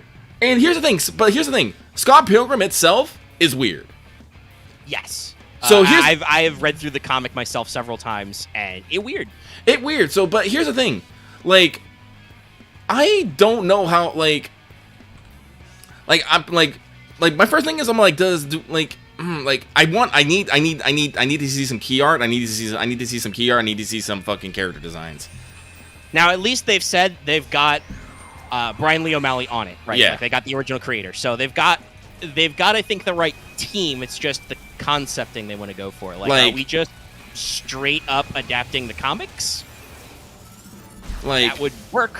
I mean, I think it would be okay. It's just one of those things of like. Also, I'm also a little about Netflix being on board with this, because I'm not gonna lie, guys. I don't care what anyone says. Netflix does not have the best fucking record with this fucking kind of bullshit. It really does not. No, though I made the joke. This is the direction this should go, as opposed to making live action adaptations of anime, making anime of things. Well, technically, Scott Pilgrim has been previously. Scott Pilgrim vs. the World movie is actually pretty good. I don't care what anyone says. Oh no, it's a great movie. Like, I love both. Like, honestly, yeah. Like, they're different, but I like both. Yeah. The game is good too. Oh yeah. But it's a different experience. But the movie is made very well with what they had as well. But yeah, no, like it's a very interesting announcement, and like I said, I think this is the right direction for this to go in. I would love to know more about it. Actually, if they're doing an anime, does that mean they're actually? I wonder if they're gonna. Well, like here, I'm wondering how they're gonna animate. I wonder if they're gonna animate it for English speaking or Japanese speaking. I would presume English. Yeah, I know. That's what I would presume too. Creators. Like, are they gonna actually like animify the whole thing, or are they actually gonna stick to more the original art style kind of thing? These are the questions I have. It's like, what kind of art style are they gonna use? Unfortunately, we don't have the answers, because while this is like being reported on, this is also still in the top level, right? Like, this is Netflix has been approached with an option to develop this concept. They have the studio, they want to develop it, they have the high level staff, but it's not like I would say it sounds like it's still in pre-pro, right? Like, It's not even in production. It's, we want to do this project, we think it's interesting, here's the people we have lined up to work on it. We have not yet started working on it, so yeah, no, like if they because like I said, to me, the next Scott Pilgrim anime, unless it's gonna be, like how the comics looked, kind of, that kind of stubby little face in the panel thing, and I think that could work for animation. It's just like, as much as I love anime, I think what's the word I want to use here? I don't think media should necessarily cross over necessarily, like I don't want to see like animeified, big eye, small mouth Scott Pilgrim. I want to see that kind of that big eye. Yeah, Scott's mouth is huge. Yeah. I want to see that kind of thing. There are a lot of anime-ass things in Scott Pilgrim, obviously. Well, yeah. That's the point. Yeah, that's the point. Nerd comic for nerds. Nerds! Like that literally I see the cover of Volume 6, Scott Pilgrim's Finest Hour. That's the one where the giant katana with the heart on it comes from, right? Yeah. It's anime as fuck. It's so anime. But also it's about like indie music, and it's about, like arcade games, right? Like it's retro games by a lot of things. Yeah, retro style game. Yeah. Fucking Clash of the Demon Head. That's a game that no one plays. Fuck yeah. But it's and I think there are potential anime elements of the style, but I will definitely want to see. That said, like we said, with Science Star having done some very stylized productions, I think they could pull it off. It'll just be a question of what these decisions are right when we make them. I don't want to say keep the genres pure, Loth. I think I want to keep basically the animation and character style closest to the source as possible. I think that's what it is. I always want to be as close to the source as possible. Like, that's why when I watch my Chinese shows, I watch them in Chinese. When I watch them Korean, I watch them Korean. When I watch them in Japanese. I always try to get as close to the source as possible. That's why I try not to go that's why I buy light novels instead of, just watching things. That's why, I try to read the books instead of seeing the movies. It's like, it's kind of like adaptations can be good, and some adaptations can even displace their originals. Yeah. But if you're looking for the source material and you're trying to capture, like, you gotta look, Yeah, no. So that's why I said it will really strongly, I think, depend on, like I said, what these decisions are. Like, Don't make segregation jokes. Is it a straight up adaptation of the original 6-volume comic book series? Yeah. If it is, that's probably a pretty brilliant plan. Like I said, there were a lot of details that were not covered in the movie that didn't exist when the movie was, like I said, written. And it is a actually pretty interesting, series. Like I said, I've read it through a couple of times. So like that would be very interesting to see. But also they could maybe they will do slightly different ones. I don't know. All right. But I am in a good space, so Arash Suna, hang on for a second. Go do something else. I will leave this party. Transform. And then we are going to do, as soon as I pull up this fucking thing, a henshin. So, blam! Yes, this character is blacked out for a reason, guys. Just trust me on this. Thank God they have this. So, Lucky's been playing Last Origin. I have discovered that despite it being completely and utterly horny on main, I actually do really like this game.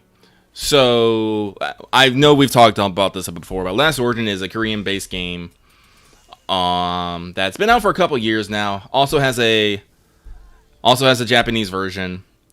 The Japanese version is just censored. Korean version is not. And there have been words in the works, in the pipes, on the vines, what have you, that there is a global version in the works. Real guys, I'm not sure how that is, because this game is really horny on main. It's so horny on main, they literally have a feature that will black out silhouettes, so you can probably stream them and show them to other people without, hurting their pure virgin eyes. But if I was going to make a comparison to what game Last Origin reminds me most of, gameplays-wise, it would be Girls Frontline. So, unfortunately, like I said, I'm playing the Korean version. I can't read fucking anything. Anytime I have this open, I have the wiki open, and I'm bouncing between pages right now. Like, God, I kind of feel like this must be the JP experience when people playing JPFGO. Like I said, I would not. This is probably, by the way, why even if the gameplay is cool, I will probably not jump into this like that. No. I was thinking about that comment you made earlier about how I have less tolerance for stuff. I think to briefly segue, I think it's because as a child I was impatient about everything, but I had to develop patience as a skill for doing certain kinds of work. So when it comes to my entertainment, I am very I just want to have fun, guys, and this game seems neat. You got a lot of systems. Oh, but yeah. The constant wiki checking would probably be too tedious for me. You are a legend for attempting. But let's see what kind of stuff we got. All right, so unfortunately, I can't tell you anything about the story. There are translations out, they're even just straight up on the wiki. It's you can go to main story chapters and they'll have the translation right there. But the two things about this game that really sold me on it was, one, the character designs. I could turn off the silhouette, but and I could go show some specific ones, but it'd be hard. It'd be fucking hard. Listen, if Discord's algorithm for finding the sexy, which is not always the most perfect, but does exist, won't let you post some of these screenshots, I suspect that YouTube's robot eyes will find us. Yeah. So, unfortunately, I can't share it, but I can show a little bit of the... Let me see. Let me go to my...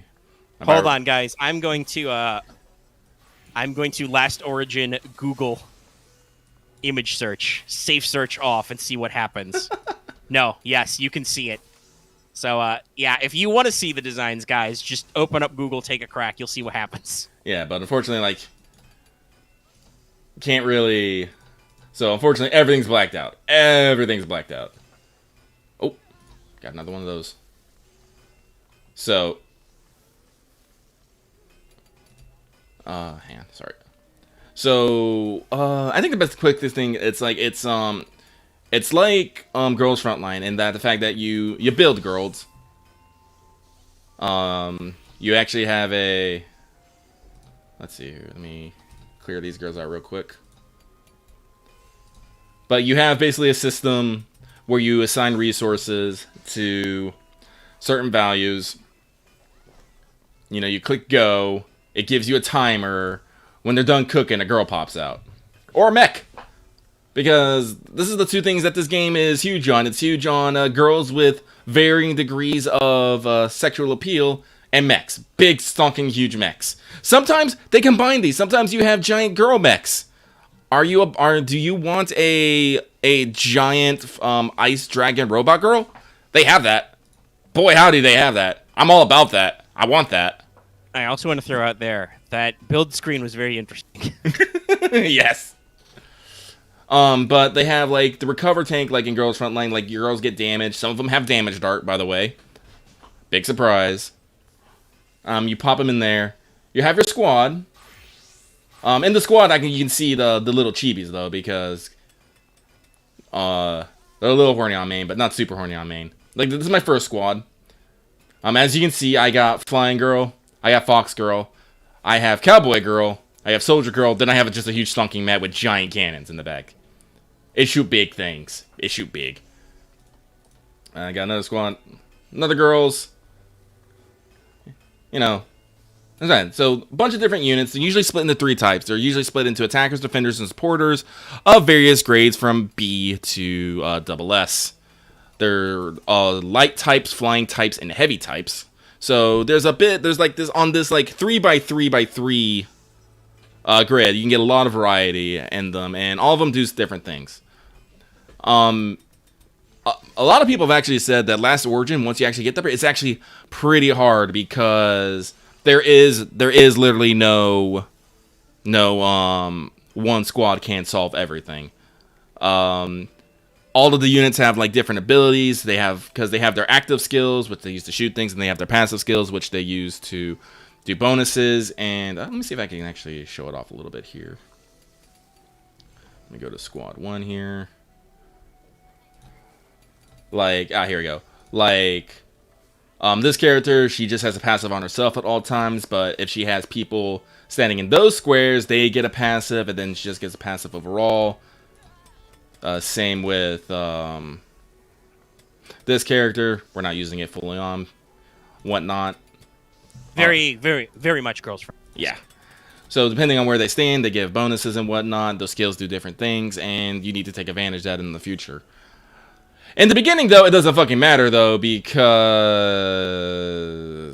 shit, I'll just keep going. Screw it. I don't understand anything which is being read here. But... yeah, they have live 2D skins, by the way. That means those tits will just flop fucking everywhere.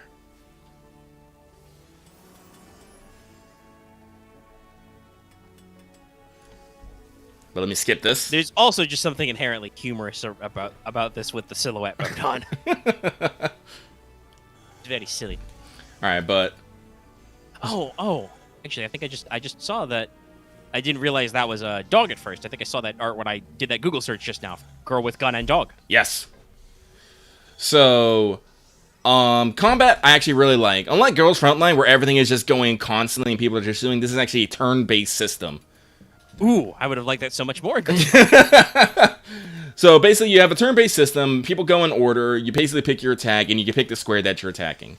So you can pick the enemies, unlike Girls Frontline, which will just shoot things in front until dead. Now, depending on where your girls are and like where the enemy is, you can hit certain things. Like because Hirome, this is my big titty Fox Miko wife here, is standing in the middle. She can hit these first 2 squares, these first two lines with her attack. But because her fucking attack is 3 squares long, I can just smack everything. I would not proceed to smack everything. And they did. The smack. This girl here, this is Tiamat. She can only hit 1 things at a time, but she's a flyer, so she can fly fast and fly hard. If I used to have her in the back because I didn't know what the fuck I was doing, and I could only hit things in the very front. But until I realized that if I put her up front, she can hit fucking everything, and it's kind of great. So so your placement matters for your range as well. Huh? Yes. Good. So depending on where they are and what kind of attacks they have, actually let me slow it down a little bit here.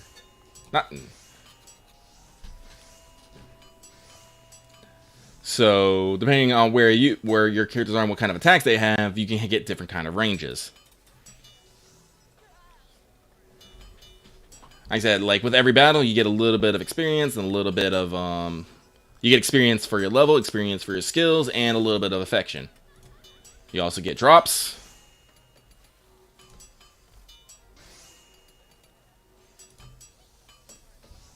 And then they give you a preview of the next fight. Because this is an interesting thing is, I don't do it right now because my squad is completely OP for the moment. But you can actually switch between your squads in fights. You can take multiple along with you, and depending on the battle, you can switch between them. Yeah, it's basically between each wave. So it's very neat because they can get damaged, and they, you know, will do wear down. So you got some, you've got all the tactical thinking stuff you want. You know, oh you yeah, can be like, well, okay, this next fight involves these enemies. Let me pivot to my anti-these guys squad. Yeah, and this is like one of the things about this game. It's like it was kind of almost like a, it's kind of like D-Child. It's like, I came here for horny on main. I'm like, oh no, I actually kind of enjoy this.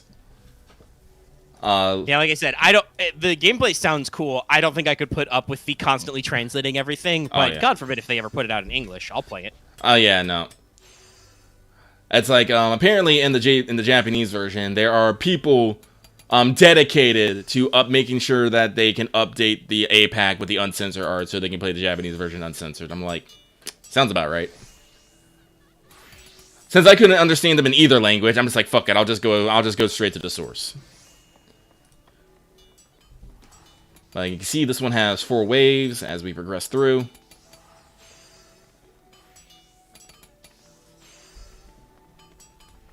That was a B rank defender. But so there's farming basically. Since there's drops, you can go in areas and farm. And like Girls Frontline, there's the three resources. The ones that you used to build, you also have to spend to deploy them. The higher rarity the unit, the more they cost to deploy. And the stronger they get, the more because you can limit break them, like in other such games. Because there's always a system to do that. They cost more, so you got to be careful. They were actually, and the guides I was actually reading, they were literally like, do not spend everything on your fucking highest rarities and send them out constantly. You will run out of resources.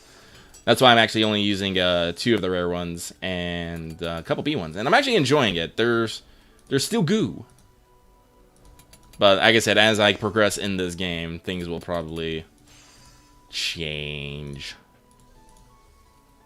But no, there's a lot to do in the game. Like I said, it's a little bloated for me right now because I have to look at the game, look at the wiki, back at the game, back to the wiki, back to the game. Then I have to Google something because the wiki does not necessarily have what I was looking for. Like, I actually had a scare like not too long ago because I thought I lost my original account because this game occasionally will just give you free units.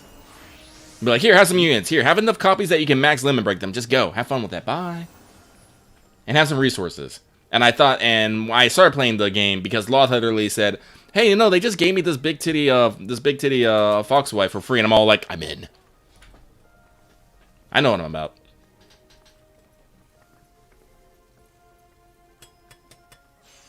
And Loth is literally just in the chat talking about all the things he knows. Actually, fun fact, I actually do realize, I don't know where I got her, but I do have that top tier evade tank.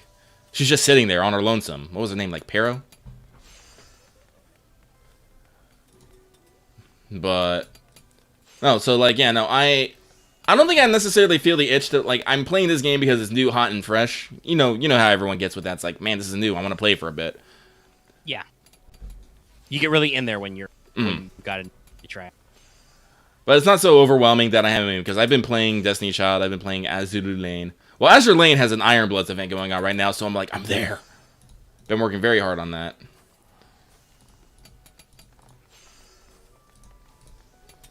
And D-Child, Blue Archive. Blue Archive has an event coming up here soon, but there's literally nothing happening at the moment. I'll probably get back in. Because with the crunch up on FGO, I have not been doing much in Blue Archive. But I will poke it again. Also, I sound slightly soft to myself. Let me readjust. Readjust. Into position. Are you in that position? Various things go there. Mm-hmm. Stuff, screens, seems fun. Yeah, no, it's actually quite fun.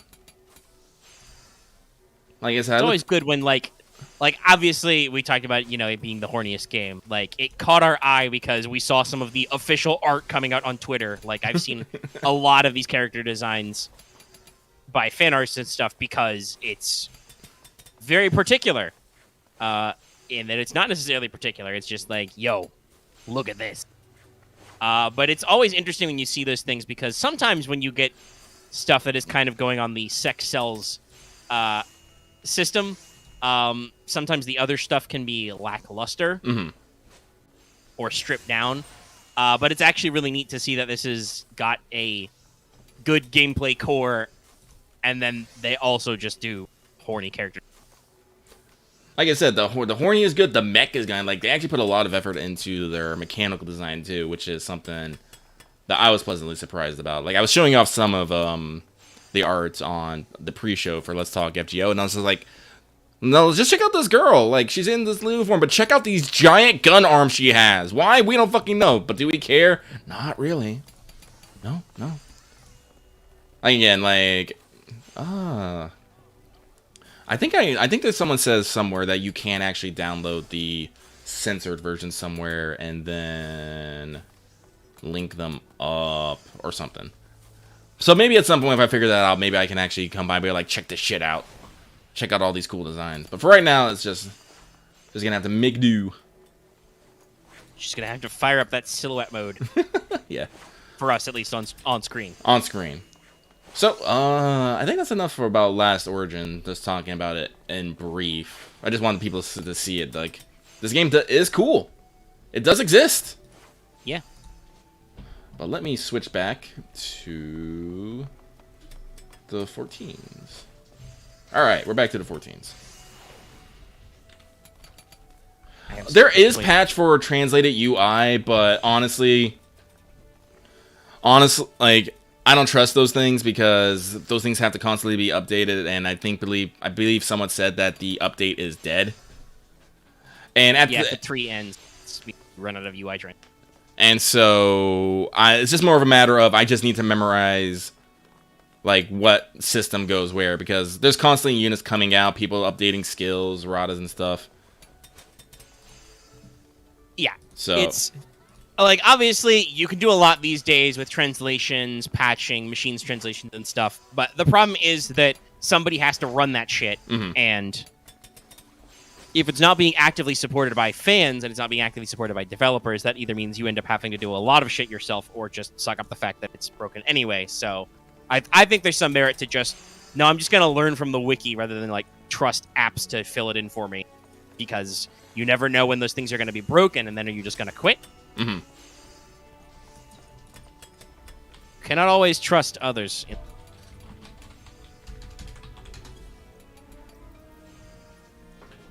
But, alright, I have a jumping off point there. First of all, speaking of games, Lucky Melee. I recently saw a video, I posted this for a crafting, survival-y kind of zombie type on the PC. Which looks neat. It's called Dismantle with a Y. Post it in chat. Up. But I've seen some gameplay footage. I linked a video by Remy Down Under Gaming in our Discord as well. But you can look it up on Steam. And basically, the trailer even says the bittersweet apocalypse exists. Because it's got, like, day-night cycles. It has, like, kind of a It's not. I don't think it's supposed to be like Souls-like, but it's got a Souls-style like campfire mechanic. Like you discover campfires and you can rest and cook at them. Oh, I think. But until you unlock a certain upgrade, that means monsters respawn, and there are monsters. I can see like zombie dogs. There appear to be more occult overtones than are usual in these kinds of games. There's like a weird Stonehenge picture, and I saw some shit in the video that I won't spoil for people if they want to be completely virgin. But it looks like you spend a lot of time like wandering around and smacking shit with your crowbar. It looks like there, from what I saw from video, like you can not only upgrade tools you have, but also you have like a tree of crafting that you unlock. So you can unlock new things, like you can eventually develop a system where you can build these relay towers and monsters don't respawn when you rest at a campfire. You can get access to a flashlight. You can get access to like sweatbands, let you run faster. Build items like bandages to heal you more when you rest at a campfire, etc. Stuff like that. So.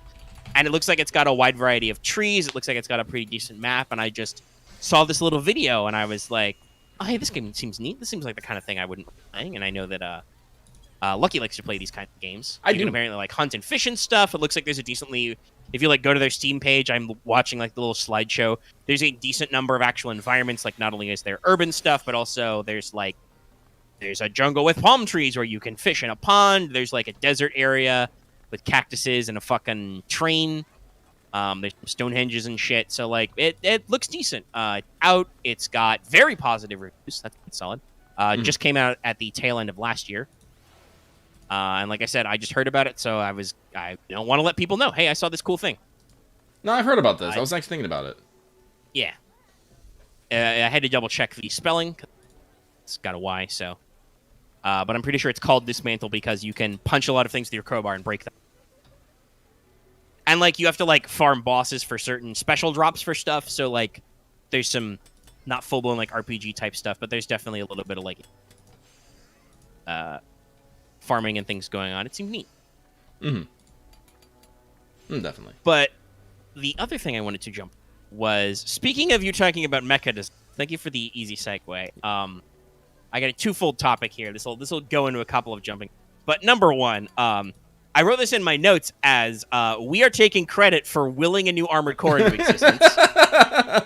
We were talking about it last time we did a show a couple weeks ago, and while not like full blown announced, there are people saying that they are taking surveys and they have documentation for. It looks like From is planning on doing a new Armored Core game after Elden Ring. Yes. So, a third-person shooter with sci-fi mecha stuff going on. But it looks like somebody on the internet found a consumer survey for including screenshots and videos. So, assuming they're not just full of shit, which nobody has told me this is fake. It seems like they're actually going out there. The watchwords in the survey is the idea is for the game to have a large 3-dimensional map. So a wide variety of maps for challenging enemies and carefully created situations. Long and short range combat, blade and shield, guns, etc. Decide between offensive tactics. Dynamic 3-dimensional movement. Seems pretty good. Move around the map with unique mobility of a mech. And high degree of freedom and customization to reconfigure body and parts in order to upgrade. Sounds great. Oh, yeah, that's all I wanted. Yeah, no, sounds rad. Looks like they're going back to it. That's cool. And like I said, we're taking credit. You're welcome. Mm-hmm. Like I said, they're probably, while we joked about it maybe having some Soulsborne element, they're probably not actually going to do that. They're probably going to be more classical with it, but, you just... yeah, I did not see any Souls-like buzzwords in the documents. It looks like they're just going to make a new, good, modern Armored Core. Good idea. Mm-hmm. Let's see. What was the initial release? Because Elden Ring is soon as well. Very soon. So it makes sense for them to be working on their next project. February 25. Okay, so a couple months for that as well. But that's all. We're in post-production now, right? Like, this is final bug fixing. This is, making sure you're manufacturing enough discs, double-checking, server infrastructure for internet shit. So that game is basically done. We hope so, at 2 months out anyway. You never know. Mm-hmm. But they already delayed one. Okay. So, yeah, it would make sense that they're looking for a new project, and I am excited that it seems to be core. Yeah, no. As the tweet that somebody posted on our Discord that broke this news, it has been 10 years since Armored Core 5. That was 2012. Boy, howdy. Time flies, huh? Oh, God, no, I don't want to think about that. No, that means I was 19 when that happened. Please don't. But also, much like how we speculated on how a Souls-like mecha game would work, I had another, bee in my bonnet the other day about something going on. Because some people were talking about mecha games, both in terms of, like game design and wanting new Armored Core and stuff. And I just had a random thought, because I'd watched some videos discussing strategy games, right, and how they're kind of different. Like, strategy is one of those, talking about genres, a topic we've been up a couple of times in a row. Strategy is one of those interesting game genres that's, like, we call it strategy, but games that are called strategy games are not necessarily about the concept of strategy, right? Because actual strategy is, like, long-term. Yeah, no, they should actually be called tactical games. Yes, most are tactics games. Like, for instance, XCOM is actually a strategy game. You have to do long-term thinking. You have to plan your research, equipment, training, figure out where you're going to go and how you manage your resources between missions. But a lot of the actual gameplay that's very dense and dynamic, and when you spend the bulk of your time, assuming you don't spend the bulk of your time watching the Earth go round and round, that's tactical. That's squad tactics level, right? Right. And a lot of turn-based strategy games are actually tactical scale. I have heard a lot of the larger scale, the common video game thing I've heard is grand strategy.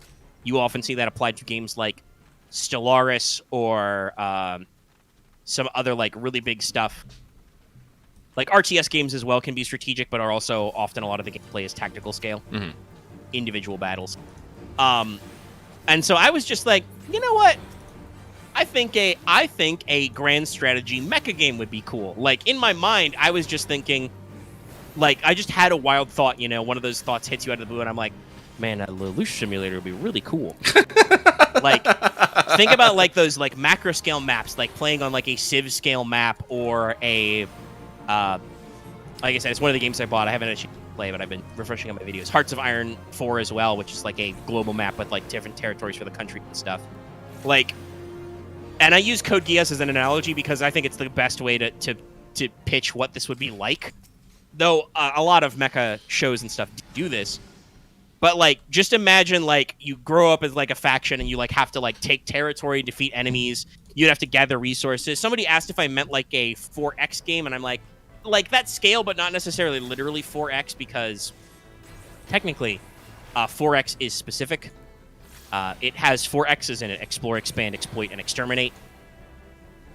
So, like, not only does it have to do, like, you have, like, high-level strategy for combat, but also you have to manage your, like, political resources. I'm not saying you wouldn't engage in diplomacy in such a hypothetical mecha, but that is usually required in 4Xs and stuff like that. And I'm like, I don't know if we'd go so far as to, like, set political policy, even though politics was, say, like, a big part of Code Geass. Mostly it was about how do we develop a system to overthrow Britannia. And just, I think there's a lot of really cool concepts. Like, somebody brought this up as I think there are some, like, untranslated, like, Gundam-style games that cover some of these things. But, they're untranslated. Would love to see more of this.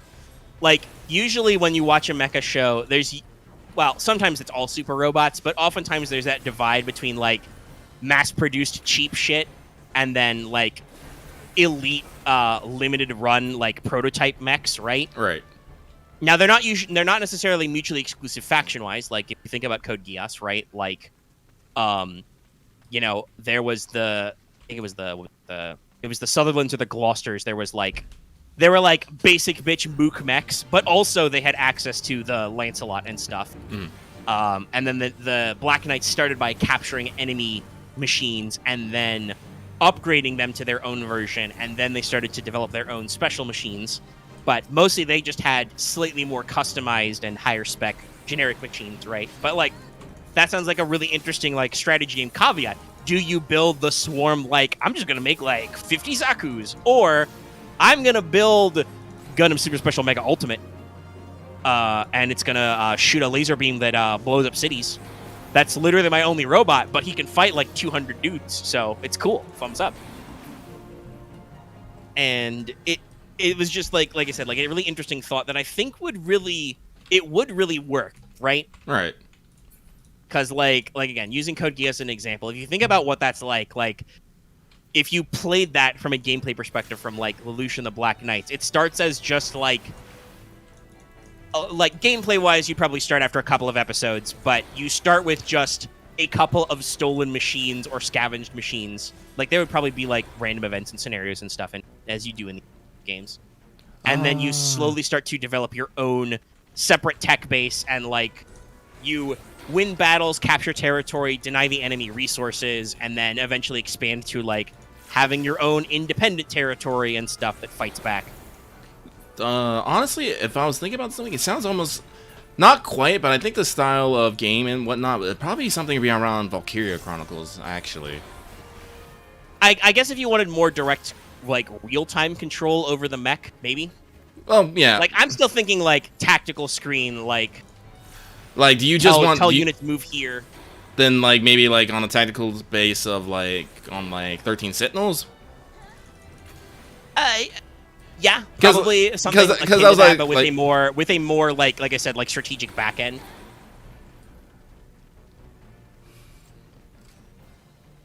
Like, I'm trying to wrap my head around this, honestly, because. Well, like I said, I mentioned some games which I don't know how familiar with, but like I'm imagining like there's a macro scale map, right, of like whatever bullshit mecha Earth you have, and you would want to like do like a lot of these shows do, like maybe you play the faction that likes to try and take over the world. This is the thing that I think is the big sticking point, is that the problem with developing this kind of game would be either you would have to make up your own bullshit mecha lore, which I would want there to be mecha bullshit stuff. Like if at the end of the tech tree my pilot can't become Space Jesus, this is just something wrong has happened here, right? But you would probably have like different factions with different ideologies, and you would do, macro scale strategy of like, okay, let's, grow our faction, expand our territory, gather resources we need to build better robots so that we can fight better factions. And like the thing I'm thinking of is, like I said, the longer term strategic stuff. Like the actual fighting in 13 Sentinels is probably a good model for maybe like how battles could go, though also I don't mind turn-based. But 13 Sentinels has like a limit, right, on your development. Like every character has a fixed set of abilities you work up to with EXP you earn through battles and other shit.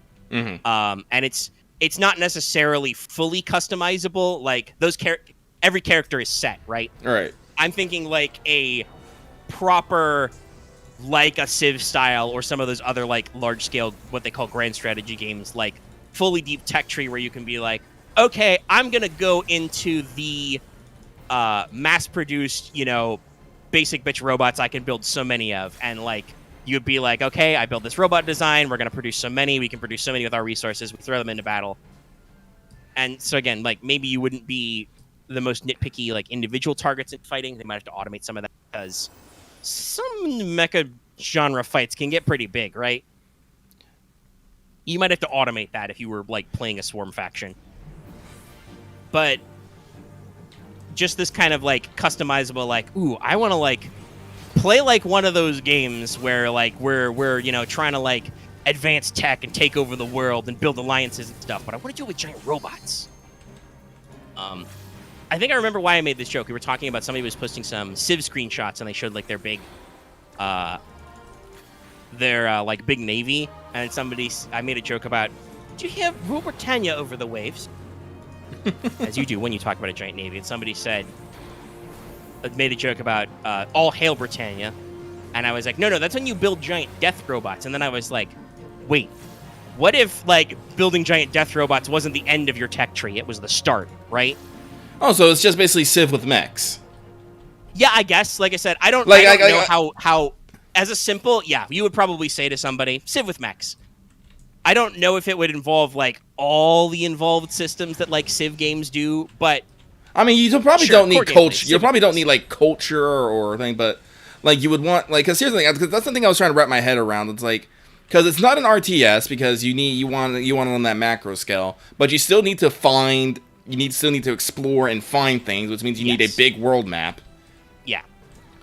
You would need, I imagine you would want to have like resource capped, right? Like you need to mine the Flimbotnium, whether that's Metatron or Sakuradite or whatever, because mecha shows all have this stuff. You would need to like gather resources. There would probably be some element of diplomacy, because it wouldn't just be two factions fighting. There would be like probably others you could agree with to like trade or whatever. Yeah, you could probably do like trading, but like I said, like you could definitely like a Civ scale map and maybe like Civ scale conflict, but focused again on like interesting like development and scenarios that happen in like I think instead of like culture, what you should probably have is like a customization. You know, like how Stellaris has, you can build your own kind of ship thing. Yeah. You basically just slot that in there, and so it's like, all right, these are the next. Like my tech tree has allowed me have this option, and this option for mechs. So I'm gonna put this and this, and I'm gonna build like 5 of them, which are like good enough to fight like a bunch of your weak ass, clones, your weak ass scrub lords. But there might be a pretty pain to produce. Checks and balances. Okay, I think I have a better idea now. And then like, and it could be like, yeah, you put all your medals and special stuff into like one single item. You build one single robot. You have one pilot in it who like probably like you'd have random generation for like character names and profiles and stuff for like pilot traits. Well, that's a tech tree right itself. Pilot candidates. How did the training go? Much like how like Stellaris has your leaders you recruit, right? Yeah. And you would get in there, and so like you could definitely go through this stuff. And Stellaris as well, like again, the map, because that's interplanetary. I don't know if necessary. Again, this is not a set concept. I am not making this game, but I'm like, man, Grand Strategy would be cool. You could make a space map too, because there's some like high level sci-fi mech shows. But I am imagining something on like a equivalent of an Earth scale world map would be more manageable. But definitely thinking about how like this is something I do think like Stellaris and a lot of Paradox games are better at is the random event and event sequences kind of thing. Oh, Stellaris is so good at it. Yeah, like who knows? Maybe your perfectly normal robot war between your democratic faction of highly individualized robot, the super fascist faction of identical murder robots, and then the slightly less assholeless but still slightly more asshole than you faction who you are kind of allied with, but the moment those fascists goes down, you're gonna kick their ass. Maybe your little like 3-way war gets interrupted by literal fucking aliens invading. Another that happens a lot in and you guys have to like deal with that. And Stellaris does this with like special technologies you can only find through certain events. Similarly, like Surviving Mars has that as well with like breakthrough technologies you can only find through like discovery, and that could like make it so you're not building the same thing every time, because like obviously you would want a lot of customization. A lot of mech shows and a lot of mech games live off this kind of thing, and the shipbuilder from Stellaris is definitely like the kind of interface I'm thinking, right? Mm-hmm. Like you get your skeleton, you probably be like, okay, I want a heavy frame. This is going to be like an artillery mech. And then we're going to put lots and lots of guns on it. All the guns. What do you mean its speed is -1? I don't care. It doesn't have to leave my capital city. All the guns. You don't need to move if you could hit somebody from across the map. But the problem would be that if there wasn't some randomization to that, you would just find the style that suits you, the player, the best, and you would do it every time. Like, honestly, I think that's why I took a little bit of a break from playing Civ 6 was, like, obviously you can experiment with different leaders in different countries, but eventually it boils down to, like, hey, what's the strategy you find the most optimal? And we'll just run it through. Like, and if you're trying to get a culture victory, you do all the same shit for a culture victory as you do normally, right? Well, that's the thing with games is once you play them enough, they become solved. But that is where, like, inherent randomization in games like Stellaris, like, you don't know what your endgame crisis is going to be. You don't know what random events and anomalies you're going to run into. You may completely avoid like certain technologies, or you may run into breakthrough technologies at way earlier or way later levels, depending on how the game goes. Similarly, like the alien factions being slightly randomized ideology as well, because you don't know for sure what kind of empires you'll run into. Also, Solaris, I don't have time for that. I got to play other games first, Solaris. I'll get back to you eventually, but I got other shit. Yeah, fuck. Someone got me the fucking Nemesis DLC. I'm like, ah. Yes, I know. I have that happen. I think that happened on stream. Talked about it. Somebody was like, "Oh, I can fix that." I was like, "Shit!" Like I gotta play it, but not right this second. But yeah, like that was just like I was like, "Man, has anybody ever tried that? That would be so interesting and would be kind of a really unique build your own mecha story experience." Because listen, I'm not gonna talk shit on individual mecha games. I've played a lot of them. And there are like franchise standalone games, like there were a couple PS2 games for Etika 7, which I actually found decent, though they weren't the most polished. But they gave you some variety and they did some interesting lore stuff. Zone of the Enders we talked up a lot last time we were on Mike, well, a couple of weeks ago. That's also like really interesting. But there is a lot of like sometimes there's a lot of like high level like politicking and military strategy and like big level war shit that happens, and I don't know of a lot of games that take that like macro scale lens view. Usually you're almost in the like modern warfare Ace Combat style, like you're one man who's gonna solve the entire war, and like that's interesting and cool and very appropriate for certain mecha stories, but you could do something slightly different there. No, I just like giant robot guys. Go play 13 Sentinels. Go play 13 Sentinels, buy the new Armored Core when it comes out. And I have heard some people say that there are some Battletech strategy games, but Battletech is also like, Battletech and MechWarrior is a very specific Western mecha setting that I don't know a lot about, but is like, that has kind of become its own beast, right? So I'm not sure if that would 100% like scratch the hypothetical itch that I developed. That's a really interesting concept. What if you would, I think now that we've had this discussion, we have boiled it down to like the inciting incident is, what if you played Civ, but instead of giant robots being the end of the tech tree, they were the start? Yeah, no. That's also a thing I've kind of complained about how I feel about Civ as well, where like it only stops at the near future unless it gets a little weird, like with the giant death robots. I'm like, guys, come on, just a little bit further. Take me to like the year 2100. Live a little. Because like I've said this many times, but older Civ games were a little weirder with some of that stuff. I don't mind pushing the edge a little in terms of tech.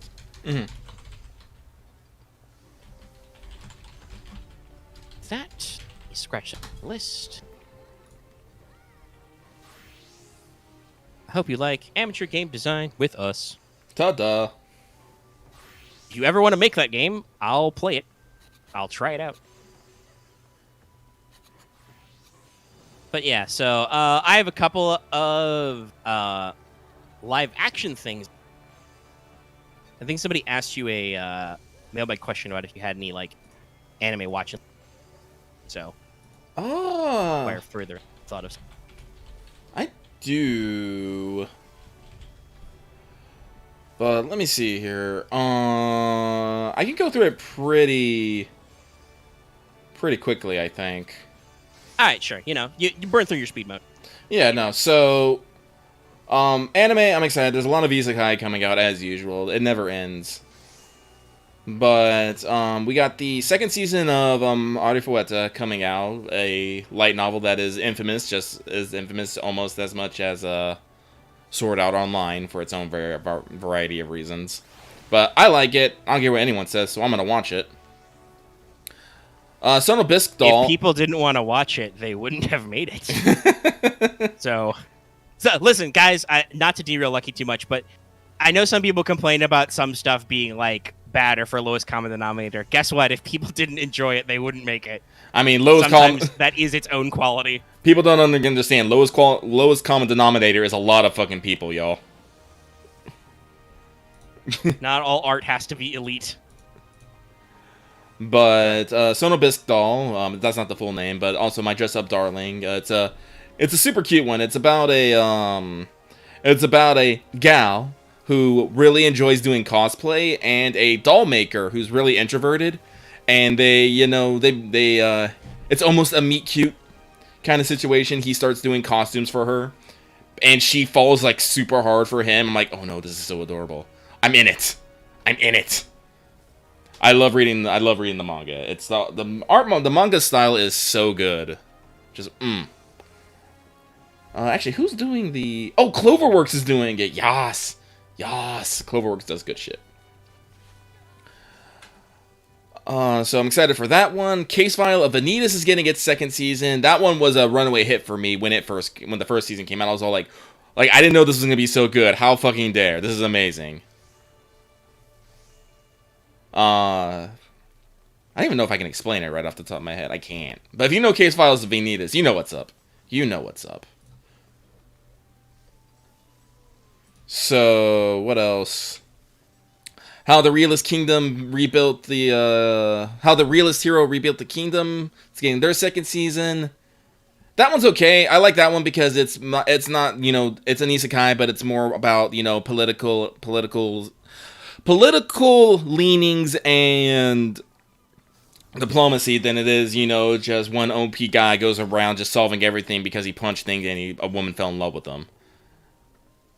So that is. Yeah, we may slightly past that latter thing you described. Yes, you can only do that so many times. Yes. Genres, much like games, can be solved. Gotta.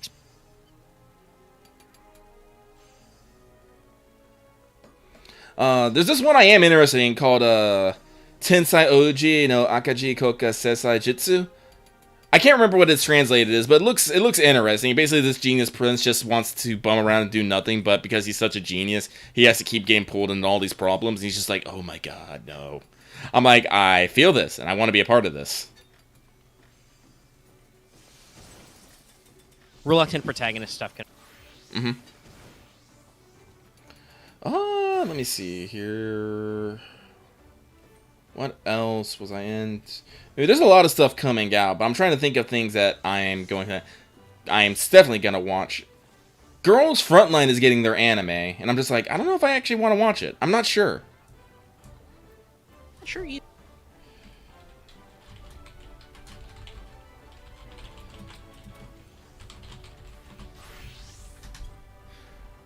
Like, I'm just like, I don't know.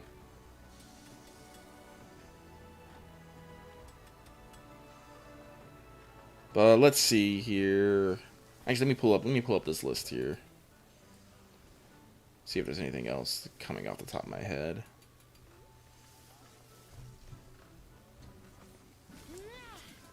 Ranking of Kings is going on with its second season. I watched that. Ranking of Kings is really good. Its second opening is super fucking hard. Holy shit.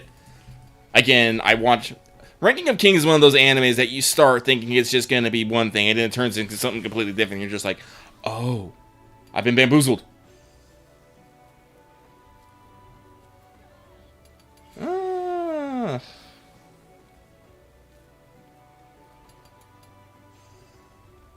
Let's see here.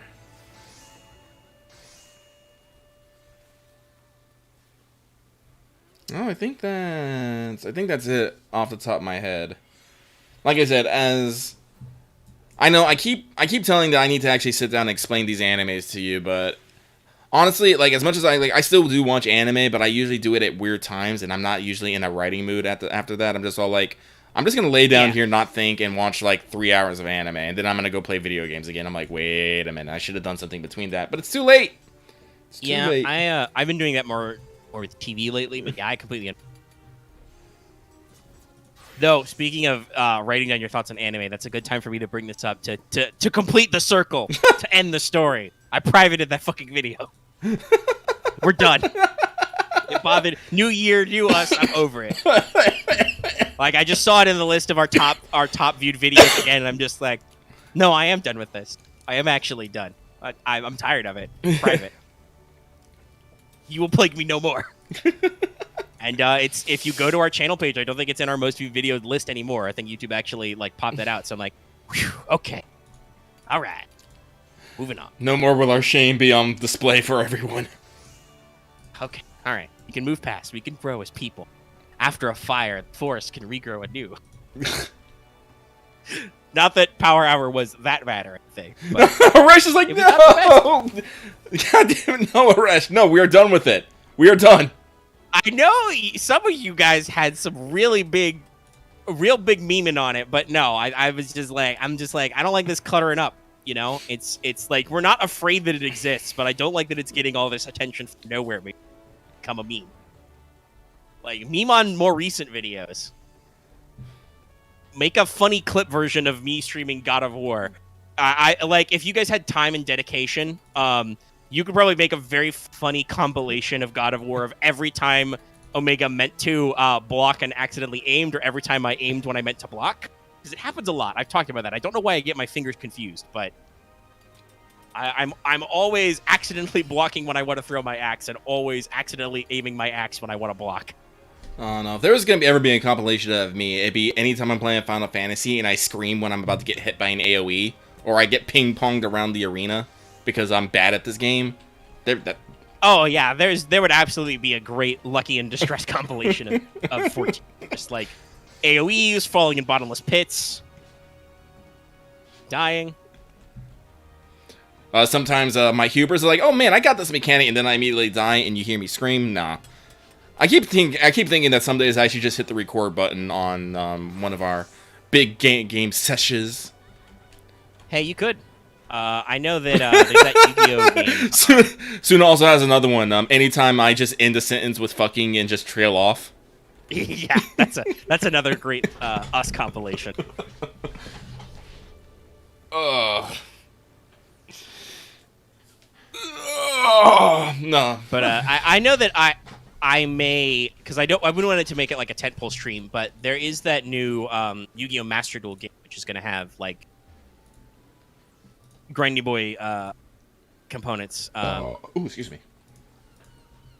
Well, I knew that they were. I knew that they are blockable, but I'm like, it's also just like they do break your block, so like I have to think about them. I could block his guy's yellow attack, but also I could just not be here. Not being there is an excellent strategy. You should try it. It's a great tactic. There's nothing can go wrong if you're just not there. If you're not in the way of the attack, you cannot be hit, regardless of its blockability. It's true. It's true. But no, what I was going to say was there's that Yu-Gi-Oh! Master Duel game coming out that is going to have like a story mode, but also going to have like online stuff and presumably involve some grinding. I will probably not stream literally every time I play it, but I suspect that it will probably be casually streaming me playing it like more afternoons than I usually just stream, just because I'm hopefully going to put some hours in it and find it. That seems like the kind of thing that audiences latch onto sometimes, and that might be good for us and our growth. I would like to achieve. We're talking about New Year. I want us to get a couple thousand this year, not just like we. Yeah. Like I'm gonna be front with you guys. We have not really grown since we passed 3K. Like no, we have not really. Like we every time we get like another dozen subs,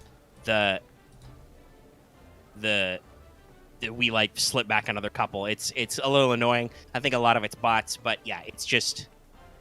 No, it's been weird, but we've been doing very through the holiday season and through a excess of FGO news, which obviously has petered out a little, as evidenced by the fact that the episode was barely 2 hours this week, but it happened still, and it's doing decent. I think it's like number. But our views and our watch times and stuff has been crawling back up. But yeah, we wanna try and reach some more audiences, do some stuff, be out there more, and scooch a little bit. And remember, you guys can help us with that. Tell your friends about our videos, like them, share them, feed that algorithm, make it send more to people. Because, you know, you don't get new subs if you don't get seen by new people. Nope. And we've cycled through some stuff. I remember, I think it was for... Was it for something live? I think it was for something live. You, like, reordered the like, order of the episode title, and I have just kept that standard because it does actually seem like it's been getting us like more views and stuff. Really? Yeah, like some of like that video that you flipped them around for, I think, a live stream did pretty good. I think it was a Lost Belt related. And then just like I've kept that formation up, and it seems like the videos have been trending up slightly, and I'm like, I don't know if it's correlated, but it's doing something, so I'm gonna keep doing it. The problem with YouTube, everybody.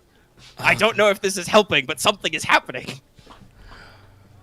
And obviously, thanks to you maniacs, our revenue is very well. But we're trying to do stuff. It says, we're in greens right now. We're up, but the sub count does kind of ping pong a little back and forth. So I agree. I would like us to get to a new place. I have some funny ideas for when we get a little closer to drive subs. Like, I know that on Twitch you do like subathons because you have like the countdown, but we could probably arrange some slightly bigger stunts for more subs. And like I said, just building up some consistently different everyone out. So if you ever wanted to record or stream you just randomly playing 14, though you also might as well just do that on your channel. Oh, hold on, we got a thing. We got one of them darn Russians on one. Bam, report. Thank you, goodbye. I keep thinking of things I want to do on my own channel, but it's like I'm never sure what I want to split up. Yeah, like arguably we should possibly like split ourselves into sub channels, but I'm not sure what would go where, right? Yeah, no, like I think that's something that we gotta like probably figure out on this year. It's like if we want to divide things up and where. Because I do know a decent number of channels do that, and it seems to work for them for stuff. So I don't know. We'd have to like do some research into what. Because I'm pretty because I do know I've seen them here. There are people here who are just here for Yu-Gi-Oh stuff. Some of them might feel just a little intimidated sometimes that there's just all this other content coming out too. It's like same for like other things and stuff. So it's just and you never know, right? Where it's unfortunate, and we probably don't hear a lot of people about it. But you never know when somebody is like minding their own business, following us for like FGO news or Wanteds or something, and they see like an AP or a Yu-Gi-Oh video pop up, and they're like, "Why the fuck am I subbed to these?" Some people might just unsubscribe. I don't think a lot of people do that because I suspect a lot of subscribing is just kind of like you do it to do it, and I hope you do it to do it because it's not like we're posting every single day, every hour, right? Right. Like, I don't know how crowded y'all sub feeds are, and I did clean up technically our sub feeds because I was like, there's some channels that like we didn't need to be sub. Because I'm always like, actually, I think I need to do that. I think I need to download my old Let's Plays and just put them on my channel so they can just generate over there rather than be buried. We could see if that does something. We can experiment. Yeah. Because, like, I can, like, that's one thing I might do. I might, like, do my own, just, like, me playing stuff and streaming stuff on my channel. When, like, I'm by myself. Because, like, that's why I think, like, StudiOmega should be for when we are doing things together. Yeah. And whatnot. Or even possibly, like, with the community. Or with the community. Like, the Yu-Gi-Oh stuff that's not just, a lot of that nowadays is not just me solo. That's with some rando assholes I found through us running this channel. Yeah. Yeah, that's true. Love you guys. We'll be back to more progression this week. Yeah. We'll wait 2 weeks so Robin could come back in. It's a funny story, actually. Tactic David, one of our players, told me when I talked about talking the week, he was like, all right, I've been booked for work for next week, but don't worry about it. I didn't want to play this format anyway. And I'm like, okay, if you're okay not playing that week, I was thinking about rescheduling. We'll just do it without you. We got 6 guys. It's fine. It's fine. But we'll be back. So check it out. But yeah, that could work for more like solo stuff, and that might work as I might even do that on my own because I have some solo projects I've done. We could always redistribute well as an experiment. I probably should eventually get myself a solo-ified YouTube channel again, just so I agree to stop collectively fucking the algorithm. But it's funny though. It is funny. It's funny and it's easier. There's some days I'm like, is Omega up yet? Let me just check YouTube history. Oh, I see new videos. Omega is up. Yes, I am awake. I am watching YouTube video. That is the number one way. It's like, Omega up yet? I literally just like I'll be at work, because like I'm lazy.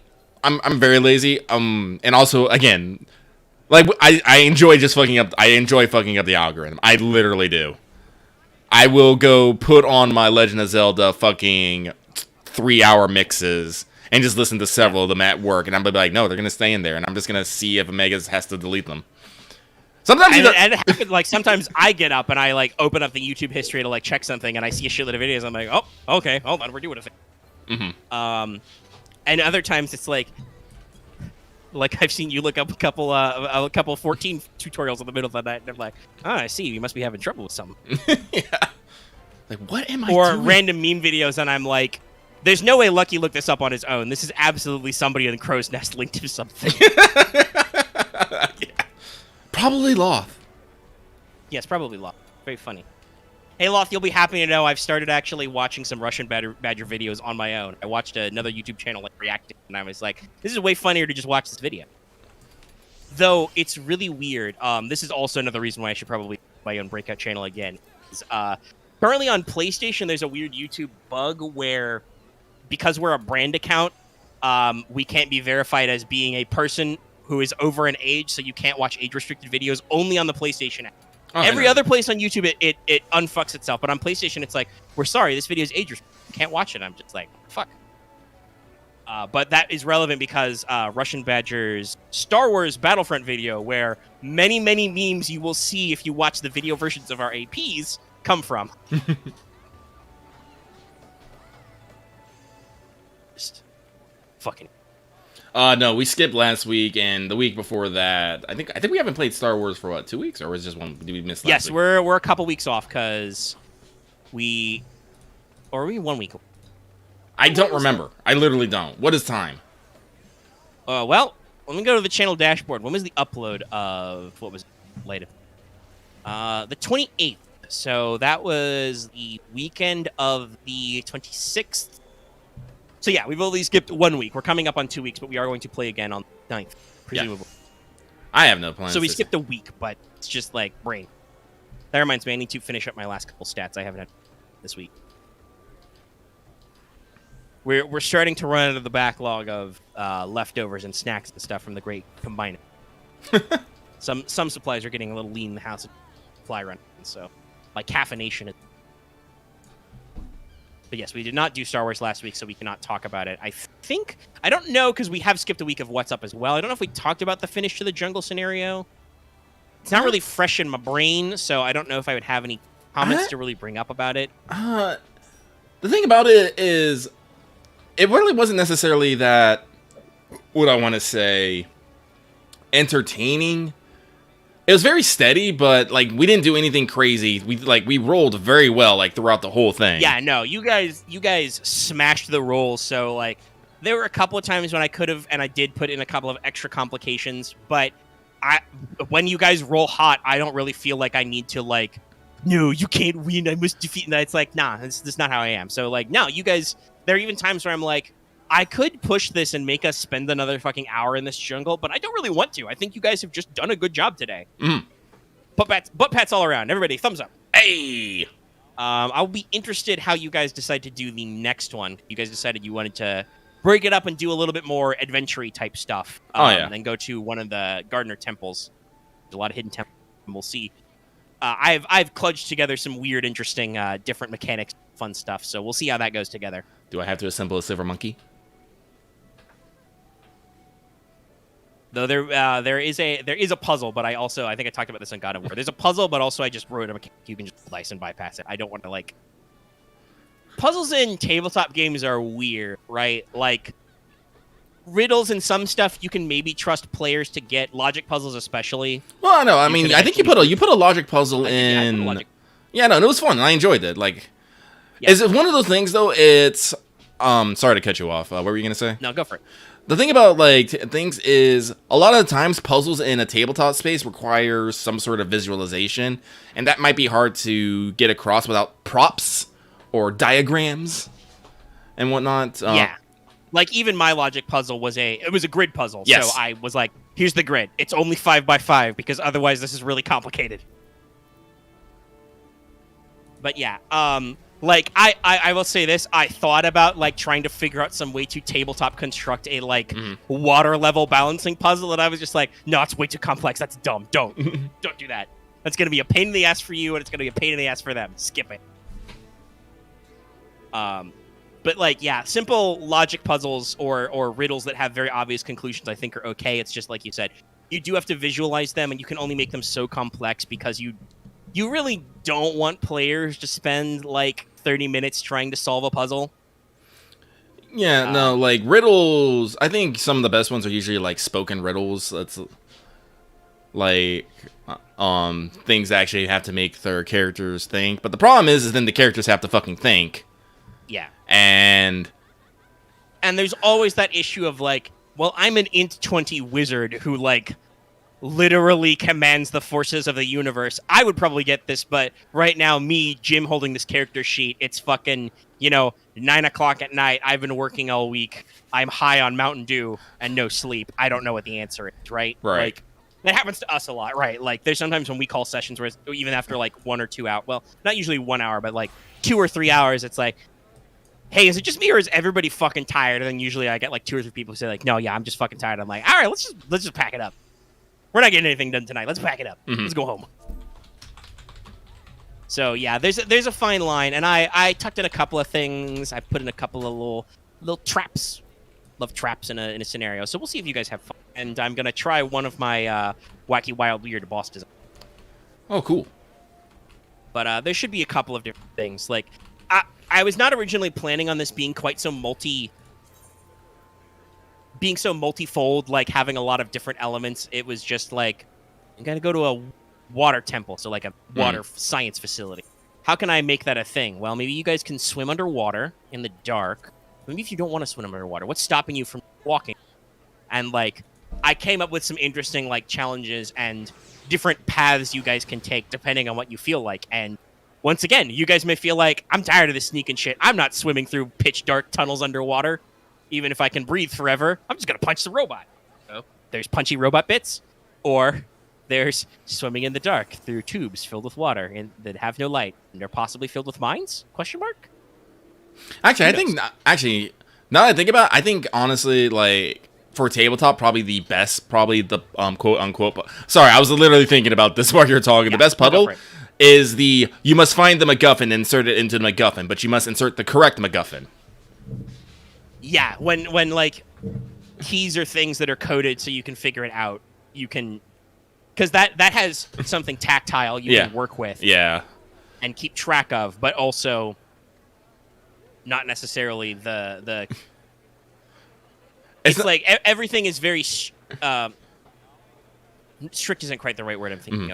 Everything is concrete. Yeah, like, oh, gee, we found a slot where a medallion looks like it goes, and there's a symbol of a sun over it. I wonder what goes here. And you go through the thing, and you're like, hey, we found a sun thing. We can go back and do that with this. Mm-hmm. And like others. It's not necessarily a puzzle. Resident Evil style, like, shadow puzzles don't work. No. But, like... And I think a good thing for the puzzle is like, you don't, it's not necessarily, you don't, like, make it, the red key for the red door, but you have to, like... maybe make a puzzle put about... a little riddle over the top and say... I prompted to talk about this thing with puzzles. Think about it in God of War because of the Skull and Hati puzzle, right? Yeah. The sun and the moon. Now, obviously, the actual, like, mechanical fiddling with the bits so they line up, right? Like, that's probably too complex. Like, how would you model that in tabletop? You would just, like, roll dice to solve it. But the simple theory of just, like, okay, moon goes with this wolf, sun goes with this wolf, earth in the middle, right? Right. Like, that's very tangible, and players may actually have to think about it, especially if they don't have living exposition machines. Yeah, so, like, I think, like, as I was, like, I know I wound back to, but no, I think that's probably, like, the best one is basically, like, locked door puzzles. It's like, you must find the MacGuffin, and you might have to solve a little riddle to actually do it. I think that's, like, probably the biggest bang for your buck of, you don't have to brain super hard, but you don't necessarily have to, like, come up with something weirdly convoluted. Yeah. Yeah. That's another fun one, actually, about find 2 parts of a key and then to, like, twist or combine them together to make a proper key. That's another. You get 2 bits and make them. This can also work for, like, inventory-style puzzles, like crafting puzzles. Or, like, we need to make this chemical reaction to do this. Well, how do we do that? Well, you need some of this and some of this thing. Where do we find them? Depending on your game's relevant. Well, just simple, tactile, concrete things. Something players can like write down on a character sheet and figure out and keep track of. If you get too esoteric or too up in the theater of the mind, that can get confusing. Like, you don't want to do the, what is it? Towers puzzles. BioWare's famous. It's a specific logic puzzle, the Towers of something with a V, I think. Can never. But, like, you would not want to do that in a tabletop fashion, because that means you'd be drawing fucking diagrams of the towers and the rings and the moving them, and it's like, nah. Why would you do that? Unless you have an actual, like, ring puzzle to put in front of the players. But we play digitally, so that doesn't work. Similarly, I would not necessarily want to do, like, I could do, like, a simple, like, tactics puzzle, but I would not want to do something like the equivalent of, like, all right, let's stop what we're doing, and we're going to play a game of chess inside the game we're playing right now. Like, that's weird. Don't do that. Mm-hmm. Always gets me. I'm not really good at that. I'm great at logic puzzles and riddles. Those just require you to... I think about words all the time. I'm trying to think. Anyway, I'm... shit. Oh. I think the 5x5 grid logic puzzle, where basically I gave you guys all the clues, and then I just knew which grids were right, and there was literally no punishment for getting it wrong, other than just it took us real time. That went over pretty well, and I think I liked how that went. Oh, yeah, no. But before we got slightly sidetracked by our Star Wars group wanting to talk about Star Wars, I was going to talk about some live-action stuff. Oh, yeah. I mentioned these things, but I can go a little bit more in-depth. But obviously, number one, birthday happened recently, a couple weeks ago. And I guess it's a tradition. Like, usually, I don't, go out to movies a lot.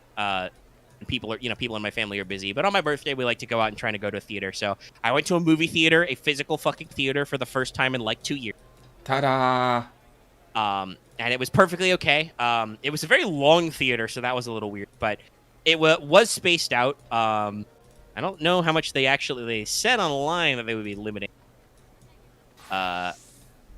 capacity, but I don't know how much they did. But that might also just have been people not choosing to sit that far apart. But, we weren't crammed elbow to elbow. It was okay.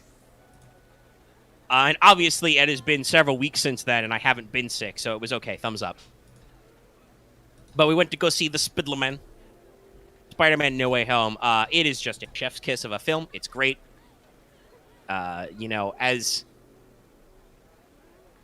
It's been a while, but I don't want to necessarily spoil elements, but there's a lot of stuff you've seen in trailers and talked about, like Doc Ock coming back and getting the same actors, this stuff. So, like, as somebody who, like, grew up with those old Raimi Spider-Man movies, and then I kind of fell out of them a little bit during the Andrew Garfield years in the middle, and then coming back with, like, MCU's version of Spider-Man, this film is, like, a really good examination and arguably a send-up of, like, all the different eras that made, like, modern supers possible.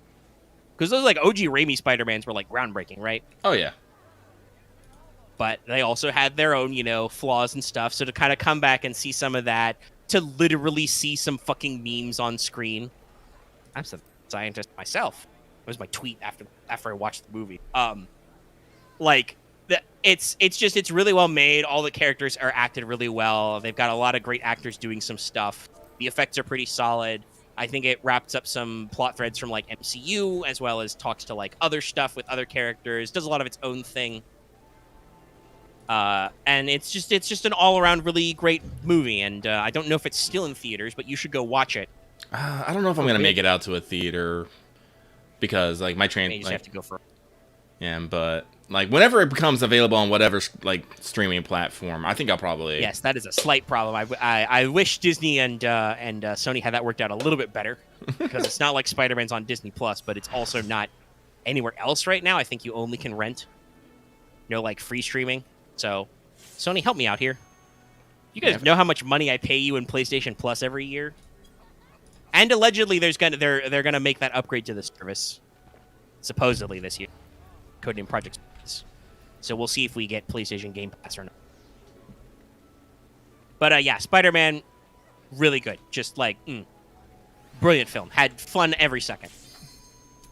And like proper fun. Like I've talked about how I'm a little more reserved in theaters than some people, but like I'll bust out a laugh or a groan and just mutter to myself a little bit. Oh yeah, no, that's Jaw something I maybe heard. with a parent next to me. I think that's what I heard. I heard people were when it first was coming out, people were quite vocal in theaters. Yes, no, the crowd of the theater was very reactive. There's a lot of stuff there's laughing, there's chuckling, there's kind of groaning. There were a couple gasper moments. It's a good all around movie. You get all your stuff there. You got your jokes, you got your seriousness. It's very solid, and I had a good time. Next up thing that happened, this actually, the first episode of this also released today, but I did.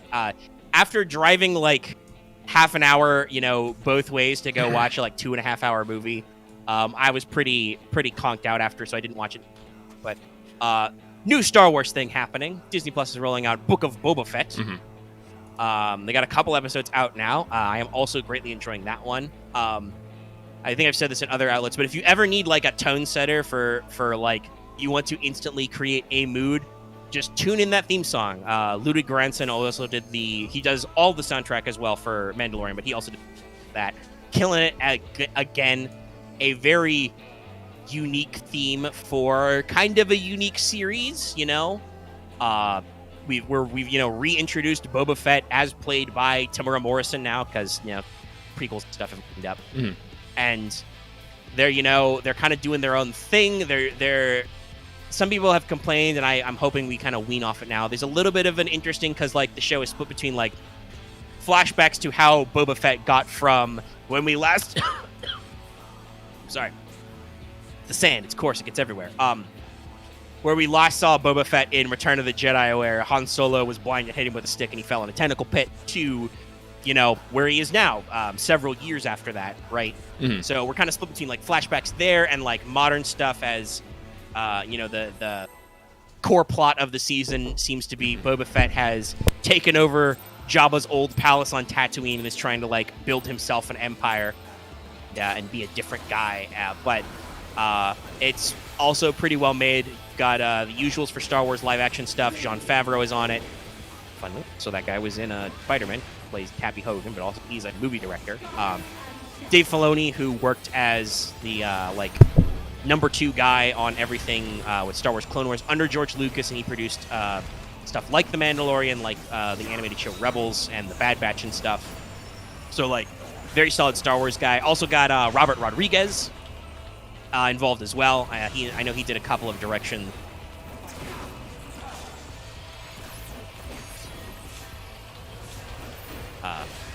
Mando as well, but you will probably know him from a lot of his B movies, like Grindhouse, etc. But also, I don't know, a little something called Spy Kids. Yeah, I remember that. So he's an executive producer on the series as well. So he's bringing some of his own weird Western vibes to it. So it's a really good put together series. If you ever wanted to see more crime family stuff, and so on, in Star Wars, it's really good. They're doing a lot of world building with Tuskens, actually, which is pretty interesting. Also, solidifying to myself the lore that Jawas are just evil little tech goblins. There's all this humanizing lore for Tuskens, who are usually seen as kind of in previous films have treated them almost as always chaotic evil, and now we're no, different tribes do different things. Some guys, kill to survive, other guys hide. So it's all balanced out. I don't think Jawas have ever not been portrayed as willing to shoot you for your tech. Not their tech, your tech. What's that? You parked here? Well, you're not standing next to it. Mine now. They'll steal your tires. I think the only time they've ever done anybody a solid is when they thought you were a paying customer. So yeah, it's funny. Watch yourselves around. Never trust the salute. It's definitely a little bit like that. Also, it's funny you mentioned KOTOR 1. This is another thing.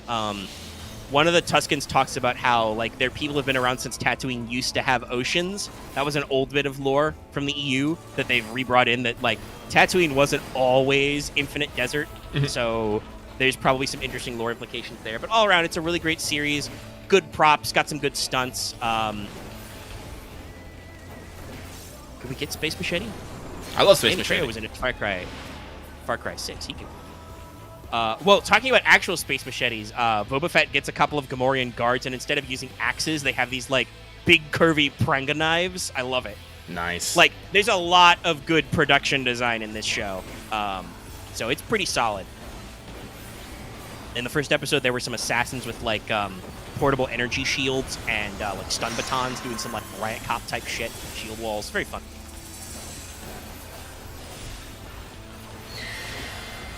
But, Ming-Na Wen as Fennec Shand is kind of the supporting character. She's great. She kind of plays Boba Fett's beleaguered number 2. Like, you should just shoot this guy. And he's like, no, I will not. I'm going to be a different kind of crime boss. Like, okay. Whatever, I'll go do some parkour. Space parkour. There's a decent amount of space parkour. So all in all, really good Star Wars series. It's only 7 episodes, I think, so I'm eager to see where they'll go in the routes. But it's a good show, and you should check it out if you have the Disney. There's a great meme because there's some shots of Boba chilling out in a Bacta tank, and recently Tamara Morrison did a commercial in Australia where he talks about, the Polynesian spa. So the memes are great as well. And then the last thing also in streaming news, but on the Netflix, is the 4th season of Cobra Kai, the Karate Kid sequel TV series, has come out, and it's good as well. I was a little worried that, like, because it is one of those shows that's a little melodramatic. There's a lot of, like, twists and turns. Like, a lot of characters switch allegiances a lot, between, like, the good dojos and the bad dojos. So, like, I'm a little like, ooh, man, is this going to be, like a hard watch? But no, it's they're 30-minute episodes. There's, like, 10 of them. I killed it an entire night. And it's good. They do a lot of, like, philosophy and character growth stuff, harkening back to the original movies. Something actually that is in common between Book of Boba Fett and Cobra Kai is both of them are not afraid to show old school movie footage. There are actually some clips of parts from, like, Attack of the Clones in Book of Boba Fett, right? Like, as flashbacks. Yeah. Cobra Kai does the same thing. Like, they will just straight up be like, and here's a clip from Karate Kid Part 3. Yay! Like, and it looks completely different because the cameras are different, but it still works, right? Because it reminds you about the footage. So it's got a lot of heart. There's a lot of interesting character growth stuff. There's a lot of great fight scenes and good choreo, and it was like I said, it was a fun ride. I devoured all 10 episodes in a single evening. They did the perfect thing. They made me want to see what happens in fucking season 5. I don't know when that's coming, but they're doing it. Doing it for 4 seasons. So, that is my latest live action TV recommendation. That's right, fuck here. So if you're on Netflix and you need an animated show to watch, no, I will not ever stop Netflix She-Ra. Yes, I did watch a 40-minute video about She-Ra's OST again because I like it. It's good. You should watch it. I mean, I'll say this about She-Ra, for instance. I've gone back and other stuff. It's definitely the new Netflix She-Ra is one of those pieces of media that I will consume regularly, right? Mm-hmm. Like, I have a couple of things that I like to do every year, every couple of years. Like, every 2 or 3 years, I'll go back and hit up as much of the Dresden Files as I possibly can. Again, though obviously there's a lot of those books now, so that takes some time. I think I read the X-Wing novels, the original ones, from like the 90s, like at least once a year. I make it a habit every Christmas season to watch the original Die Hard. And around Halloween, I usually try to watch Nightmare Before Christmas. So, like, there's just some stuff that, like, gets in there, and that show is so good. I love it. Yeah, I would do podcasts upon podcasts about it, but I'll stop myself today. We've worked through most of my list stuff. Was there anything... Oh, actually, there was one more thing that you put in the description. I don't know if you... Oh, but I forgot it. What was it? It was, is it Graveyard Keeper is the name? Oh, yeah. So, it's one more game I played. Unfortunately, I am in a party where there is serious shit happening. We even have markers. I mean, there's like fucking floating numbers in different colors and stuff, so... Yeah.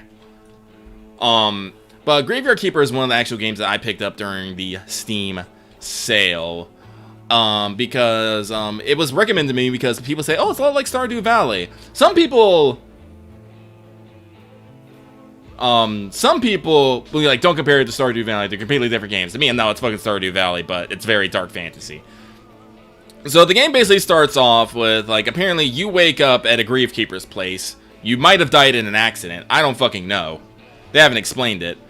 But you basically unearth a talking skull who tells you a bunch of stuff you need to do. And one of the things you need to do is basically get this graveyard looking nice and spiffy so you can make a bunch of people happy and do stuff. So it's basically just a lot of little mechanics. Like, they don't ever necessarily go full out on anything except maybe like your workshop area, but it has a lot of little things. Like, you have a little farm area where you can grow crops. Super useful.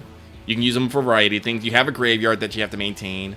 You get a church that you actually have to do prayers like once a week. And there's a little refugee camp you can manage. You can open up a tavern. There's a lot of little things to do in here, and it's all under this guise of you have to like research, do alchemy, make things, deliver things, find things, and it's on like a 6-day. It's on a 6-day week where people will only show up on certain days. So it's like it's very much that crafting what do I want to call it? It's not necessarily survival. It's just that crafting simulation, living your best kind of life kind of thing. Like, I was actually considering streaming it, but people were on, so I wanted to get on. But it's definitely one of those things that I might stream on my own and just show people because it's neat. TM. But it's the thing about the game is it's pretty fucking dark. A lot of people are not living their best life. A lot of people are in sad states. You actually have to, when you you'll actually find this out, but the village is fucked, the town is fucked. And there's something called the Ship of the Dead, which is just beached in the town that just has unlimited undead on it that they have to keep sending to you. And you have to prepare the bodies. Like, you actually have to put them on the fucking table. You know, clean them up so that they're like nice and all pretty. And you can just be taking out their skull. You can be taking out their brain. You can be taking out their heart and all these other things. You can take out their flesh. But when you take out their flesh, you can fucking sell it to other people as meat and they can eat it. And I'm just all like, geez, guys. You are something right now. But it's very fun. Like, I really enjoy it. It has several DLC out. Some are more like than others, but what can you do? Like, I got most of them. I didn't buy the latest one because a lot of people were really mixed on that one, but it is what it is. So, oh yeah, look forward to that. If you guys are interested in seeing me actually play that, I'd be happy to show it off for you guys. Yeah. It has also been a little bit since either of us, well, at least I think, since either of us hid in one of our secret channels. Well, not secret, but our just PC channels and stream stuff for the Discord. Yeah. That happens a lot with people in our... It's been a little bit since... I can hype it with some of... May do. We'll see. Mm-hmm. We'll see what we're doing with time. If you guys are interested in these things, let us know. Your feedback is important. It is. Also, I caught most of that, but was slightly distracted by some of the details because, once again, Twitter mad. This one is slightly relevant to us because apparently it's come out that the plans for the KOTOR remake that got announced last year is that it will no longer be quote-unquote turn-based. And, wow, some people on the internet are really upset about this for some reason. Why? So, I don't know. They're like, it's not KOTOR. Oh, they're making another cookie-cutter Sony game. And I'm like, first of all, fuck you. You're just mad that you don't have God of War. Die in a fire. But also, yeah, guys, KOTOR's combat wasn't good. It was just there. It was a shitty computer clone of the D20 Star Wars that was out, of like the Star Wars Revised. That's not impressive. I would much prefer they cut it out and do something more like real-time that you can interact with. Some people have also said technically it was real-time with pause, which I think may actually be more true. Like, yes, you did queue up actions and you hit buttons, but all your combat actions resolved kind of automatically as well. It wasn't proper turn-based. Like, it wasn't like, my go, your go. It was like, all right, we're going into the fight. I push this button, I do the combo to enter. Combat started, we roll initiative, I go first, I'll attack you, and then we just kind of swing bats at each other over and over, right? Like, it's not like it was grid-based, turn-based, or anything. But yeah, so me, personally, as a guy who actually likes old-school KOTOR and BioWare stuff and other things, I'm not upset at all. No, it's like... It's a remake. I'm expecting it to be remade to something modern standards, yo. Yeah. Also, I want to throw this out. This is another thing that's come out, is apparently Respawn is talking about they are planning on, I believe it may be I think it's a release for Fallen Order 2 in the fall. Ooh. So that's also, speaking of action Star Wars games, that was cool. That game was good. I know, yeah. Love to see them, see what other kinds of new weird shit they can do for a sequel. But yeah, sorry. That's why, like I said, I got a little distracted there because I was just scrolling through Twitter and I'm like, wow, your language here is unreasonably mad about this. Were you really excited to play KOTOR exactly as the gameplay was?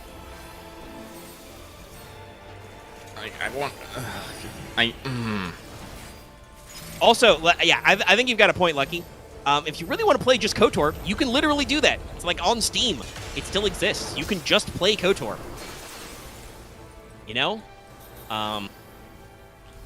And God knows what real-time means, right? Like, right. It may just be that it's like the Old Republic, like, MMO style, right? Like, that's technically real-time. What Lucky's doing right now is in real-time. He's just got, like, timers to manage.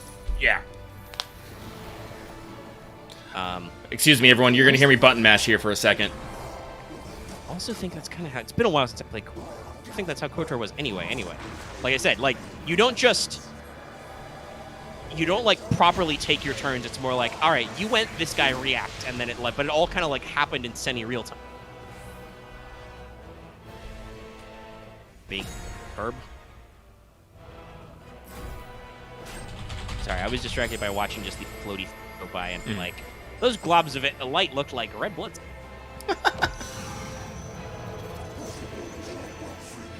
Oh, though, actually, it's funny, talking about a numbered Final Fantasy, I do believe that, talked about that, but I believe, there should be 16 news soon as well. Oh, yeah, no, Yoshi P has been talking about how they had said that they're going to try and get out some 16 news, like, before the year, but due to delays and all that stuff. It was the usual, we should come up with a term for it, the, like, you know, COVID 6 months or whatever. Like, the dev cycle got put back, like, half a year. They said. So they didn't have new news to talk about last year. We'll be talking this year. Should be. That's all neat. Lots of fun stuff happening with video games. Be interesting to see. It's interesting. I've heard a lot of people talking about the year in review, right, and talking about like, was it a good year for video games? Was it? And like, I think a lot of people, and I kind of agree with this. I think it was a good year, but not a great year. Like. It was cool. I played some cool games that came out last year that I really like, right? And I think there were some brilliant titles that came out. But they did kind of delay some stuff. You know, Horizon itself was delayed. I don't know if, like, it was, like, a killer app for sure yet. This year is looking to be pretty hype. But it's interesting. I don't know. I think, you know, sometimes people want to do full-blown years in review. I don't think I have enough brain power for that right now to remember my entire year, because the whole year is a long time. But I think it was an okay year for new games, you know. Plenty of fun new stuff came out. Some stuff that I still haven't tried, but you know, it was neat that it existed. I played fun new games this year. Still interested in playing some more games that came out. Listen, targeting is weird in this, and sometimes.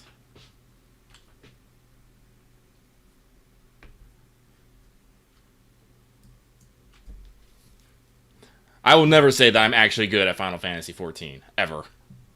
What is being... what?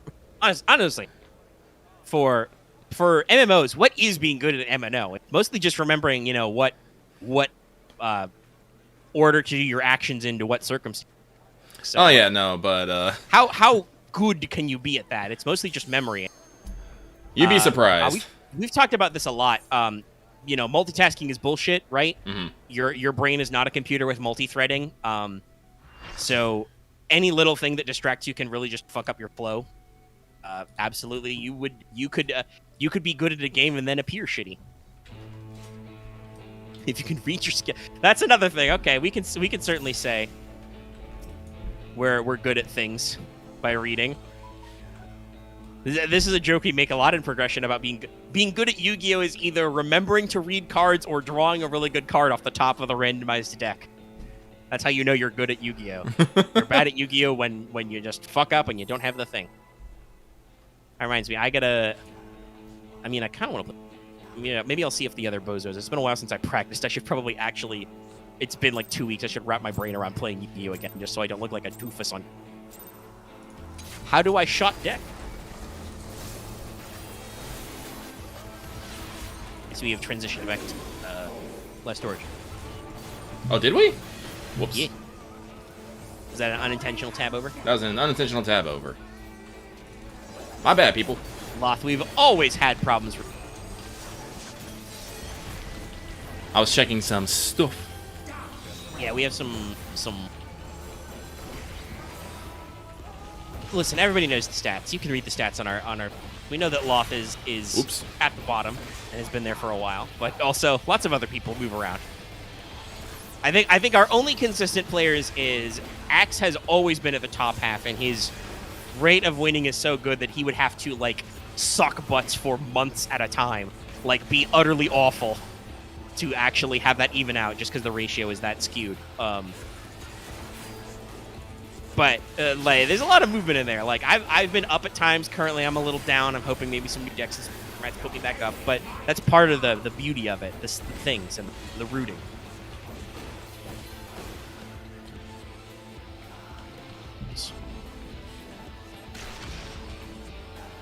But yeah, expect more stuff from us.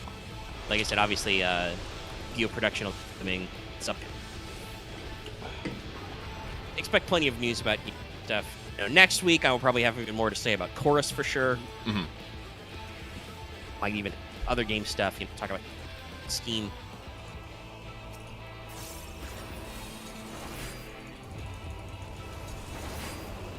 Well, Loth, you just gotta get good, scrub. You gotta go to a waterfall and pull Yu-Gi-Oh cards out of it until you get good. I shit you not, that was a thing in GX. This one kid developed his perfect draw ability by just running his cards through a waterfall. Please don't do that in real life, by the way. They're cardboard. And just, like, grabbing the right card out of the flow. That's how he developed the perfect draw technique. It happens. But yeah, everything off my notepad list is done. I think I got all the main topics hit and a couple of picks. It's everything. Description. Yeah, no, I think that's everything for me as well. Cool.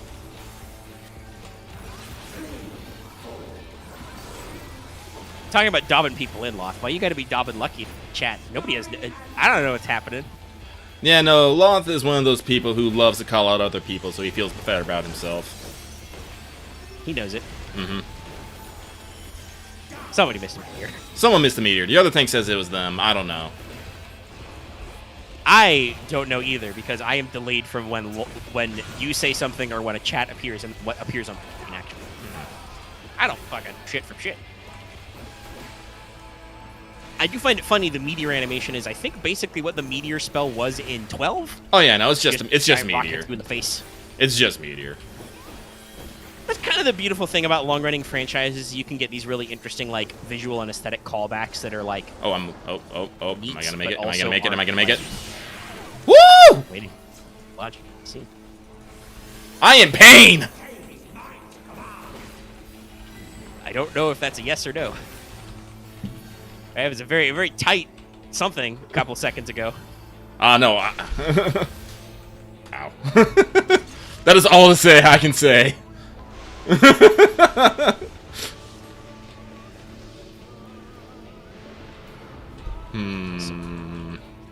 There's some stuff out there. Sometimes we like to talk about our like plans in the new year, but I think we did already. We've mentioned them before. You want to get some equipment? I need to install some new components in my PC. Mm-hmm. I wasn't designed for gaming, but for work. So I've like need to get some juice. Like I said, I want to.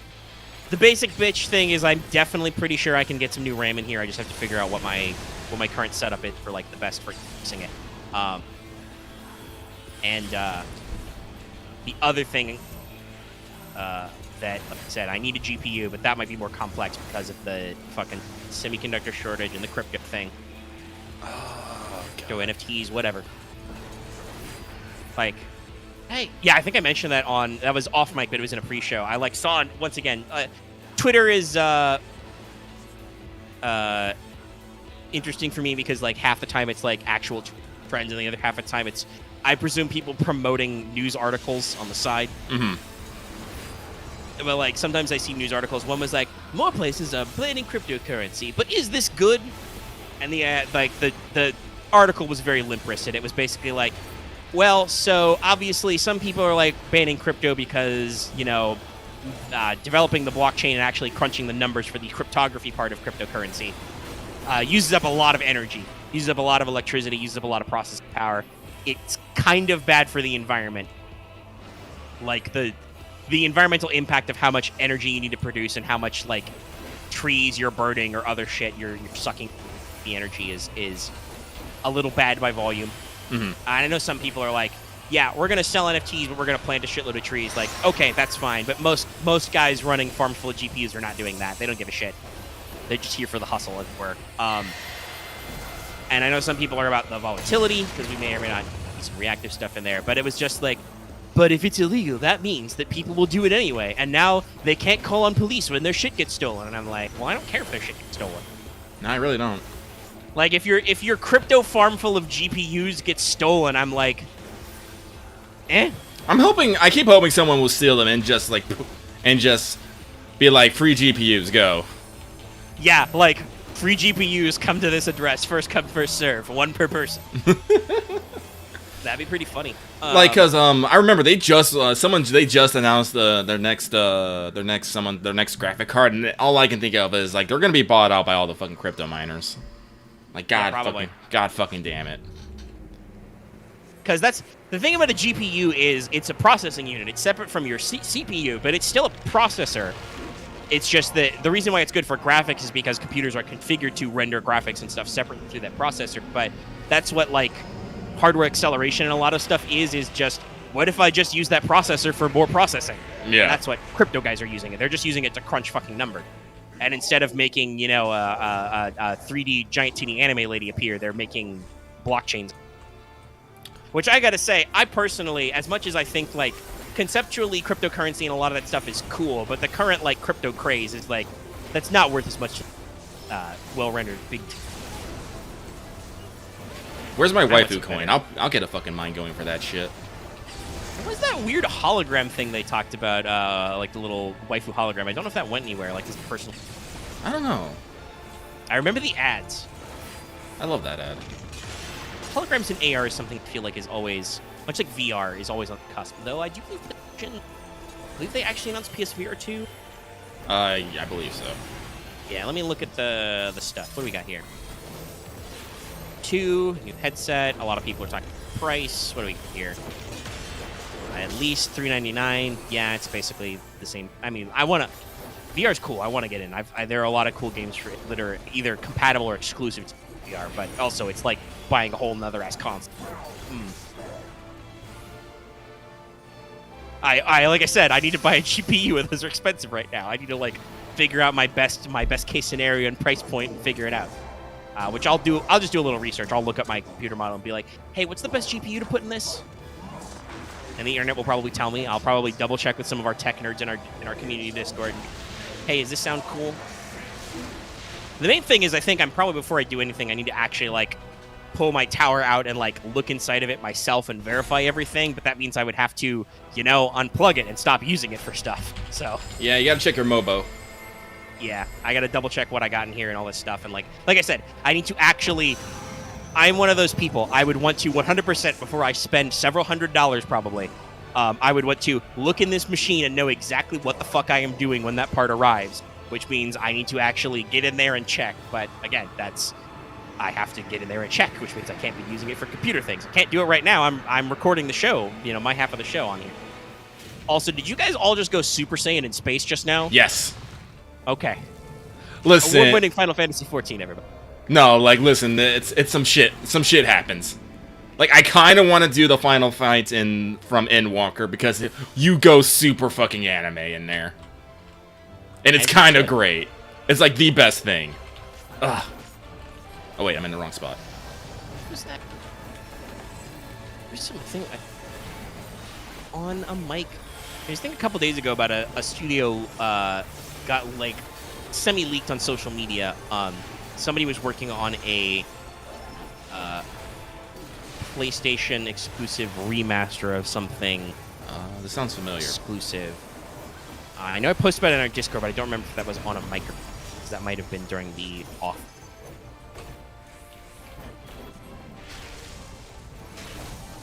I mean, if you want to talk about Johnny Konami being bad, to celebrate Castlevania's 35th anniversary, they released NFTs. Great, good job, Konami. Honestly, a lot of companies are starting to think about NFTs. Square Enix CEO is... They don't have any plans, but they do think that NFTs are neat. Yeah. They think it's an interesting space, and it kind of creates an interesting relationship. Like, I can see why, like, business people are like, well, this is a really interesting thing because this makes the consumer part of our economy, and it builds an economic relationship together. But, yeah. Like, most people don't give a shit about that. No. Crawling up and channel.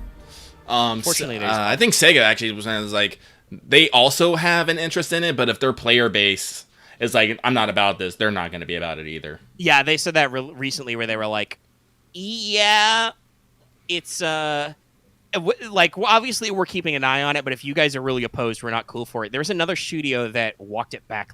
Who was it? I know Stalker's team, whoever was developing Stalker, the new Stalker, they were going to do some NFTs, but they got such... Oh, yeah, that's the thing I was thinking of. They were like, yeah, we're going to do, like, an NFT thing, and you can, like, get yourself in the game, and people, like, blew up at them, and they were like, okay, wow, you guys are really passionate about this. Yeah, I guess if you don't like it, we'll not do it. It would be against the audience's will. What kills me is some people got mad about that, about how they walked about. It's like, yeah, like, don't applaud a company for not doing a bad thing. I'm like, no, applaud them, because there are plenty of companies who will have a bad idea and just stick to their fucking guns, even though it's a bad fucking idea. Like, we were talking about Horizon Zero Dawn, about how a bunch of people made bad decisions. I'm all like, no, that's kind of how things are. Yeah, no, somebody has to actually, like, you gotta actually, like, speak up and be like, yo, is this a good plan? And if somebody says, this is not a good plan. But if no one says anything, they'll be like, well, no one says no, so we're gonna fucking do it. Yeah. It's like, fuck, man. Like there's a very weird line on, like, especially on internet call out between, like, you know, expressing your disapproval and how you live, and just, God, what's the word I want to say? Being a fucking internet fucking rage. That internet just rage. Being a gremlin. Yeah. Being a little goblin. A sweaty little internet goblin. And if you're a sweaty little internet goblin, you know who you are. If you're on Twitter being mad constantly, you're being a sweaty little goblin right now, guys. Calm down. Like, even I occasionally, I like tend to have shit on a lot. Like, I, leave my PC on with Discord or Twitter up. But, like, you don't see me, like, spending every second skimming it. I'm just like, it's open to see if anything, pops up with my news or whatever.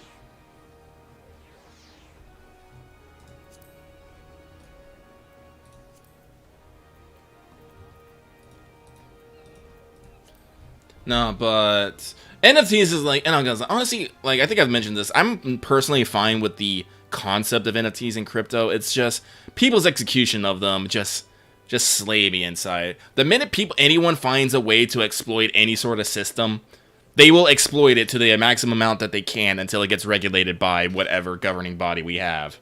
And that's the situation we're in right now. Yeah, like, it started as a cool way to be like, hey, what if you could, like, own a piece of art, like, and you could have the rights to an artwork that is secured basically by crypto technology, right? Yeah. Like we'll use a blockchain to, like, preserve ownership so you can transfer ownership of this thing. Without anybody thinking about what's the basic bitch thing of the internet, guys. Have you forgotten the like, piracy jokes and shit?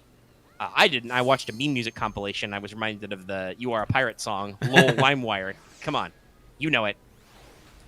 So, like, yeah, no, that's like a basic bitch thing of the internet is, like, if you try to, like, hide stuff and exclude stuff from people behind, like, paywalls or whatever, they'll steal it. They'll copy it. They'll steal it. They'll, you know, DMC it, whatever. And your attempts to do that kind of thing will often, like, be clunker in the end. And, like, it's just the weird, like, investor hustle culture that, like, immediately, like, infused NFTs, right? Mm-hmm. Like, it infused crypto a while ago, but what I remember about crypto was, like, crypto used to be a really obscure nerd thing, right? It was like, Bitcoin is the future of money. It requires, like, tech savvy to do. And then, like, it blew up a little, and assholes like Elon Musk were talking about, oh, man, crypto's kind of cool. Hey, I like Elon Musk. He's all right. I think he's a little bit of an asshole, but he's okay. He has personality. He's a human man. I mean, isn't he like the richest man on earth? I don't fucking know. I think it's technically Jeff Bezos right now, but yeah, he's a multi-billionaire. He's got big ideas. He's not perfect. He's not perfect. So, He's a little bit of an asshole, but yeah. I think when you're up there, I don't think he's, like, special. Like, he's a human man. Well, he may be a little special. He did become but you know what I mean? Like, he's not like fundamentally a different species or some bullshit from us. He's just, you know, he's a guy doing his own thing, making jokes about cat girls and talking about flamethrowers and shit. And, like, he comes up and he's like, hey, this crypto thing's kind of neat. And then because he's Elon Musk, that puts it on so many different people's radar. And, like, crypto got infused with the crypto bro, like, thing. But it's just, like, such a fundamentally weird thing, right? Of, like, oh, NFTs, you know, oh, somebody can steal my NFTs. They can, like, hack my blockchain and steal my images. It's like, well, yeah, you have fucking computerized images. Those aren't secure. You think they're secure because of blockchain nonsense, but it's not. It's not like you've got the fucking Mona Lisa in your basement under lock and key. It's a digital file. People lose crypto all the time. Like, and so, like I said, that's kind of like the weird thing of, like, people thinking of it as, like, this weird investing solid asset thing, and it's not, though. Like, it's a cute tech idea. I think it's an interesting idea to, like, not trying to make it, like, fully exclusive, but, like, in terms of, like, internet rights management, right? Like, this is something we run into all the time with copyright stuff. Like, that's actually really interesting for, like, letting people, like, own a slice of something, right? Mm-hmm. That's neat concept, like you said. But turning it into another investment scheme thing has immediately made it, like, really degenerate and so, like, shady, weird, and just nonsensical sometimes. And it's like, what the fuck? Also, a lot of the, like, investment NFT art is, like, dumb and weird. I don't understand. I don't understand Bored Ape. I literally don't. I'm like, what is this? I don't get the ape thing. No, it's weird. I don't get it. I guess it's because it's got, like, a lot of different, like, combos they can do to make more NFTs so you can make more unique images, but whatever, dude. It's weird. Like, what is happening? Again, where's the waifuism? Where's the... It just shows you that these people aren't real internet people. They're out here. They're investor pretending internet nerds. If you haven't tried to make, like, a randomized gacha-style waifu thing, like, you're not trying, man. But, yeah, it's a weird... also, you're absolutely wrong. I would download the car. I don't know if I'll get into it this year, but I really, really want to get it. It's so neat. Like, why doesn't that blow the fuck up, right? Because you can't, like, monetize it like you do other shit, but it's cool. But let's see. I was looking up the thing, and I found the link I originally posted. What was it? Where's the actual list? Mouton Insights. Developer, subsidiary of Mouton. They worked on series like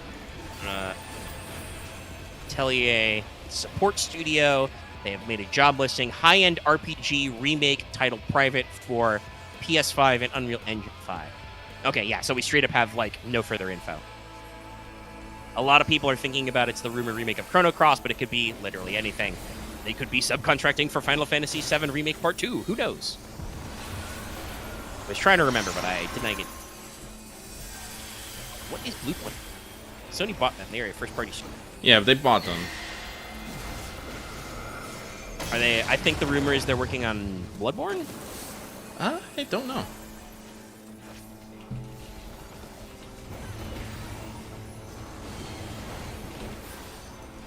we'll see. But all right, our NFT ramble aside, which again is not us just being old. We're interested in cool, cutting-edge shit. Mm-hmm. It's just NFTs are weird. Why do you want to sell weird apes? Why do you feel like investing in a weird ape is a good investment? But humans are always interesting with how they assign value, right? Like we've had this conversation about how money is as I like to say an illusion. It's a piece of paper, you know. How did you decide that money is worth something? But somebody did, so here we are. Mm-hmm. But like I said earlier, that's everything on. We've crossed the hour. You are still in the deep, dark, gooey abyss. Well, I'm running this multiple times, so this is the grind. This is the farm. I already got my special shiny dragon, but Aresh wants a special shiny dragon. I think Suna does too. So we keep doing this. Yeah, you know that's the community. Mm-hmm. That be how it be. You gotta work together and get all the rewards. But like I said, that was everything on my list. I got everything in the description. Mm-hmm. Anything occurred to you that you else want to talk about? No, not really. No. We even had some breaking news as stuff randomly trended on Twitter while I was looking at it. Why are people butthurt about KOTOR? Stop it. Get some help. Actually, I remember sending to in the air there was a boycott Eclipse there for a little bit too because people were upset that it was being done by Quantic Dream. Yeah, that one I think has phased in and out. Is like people are like I said, they're like Blackout Eclipse, like Blackout. That's what it was.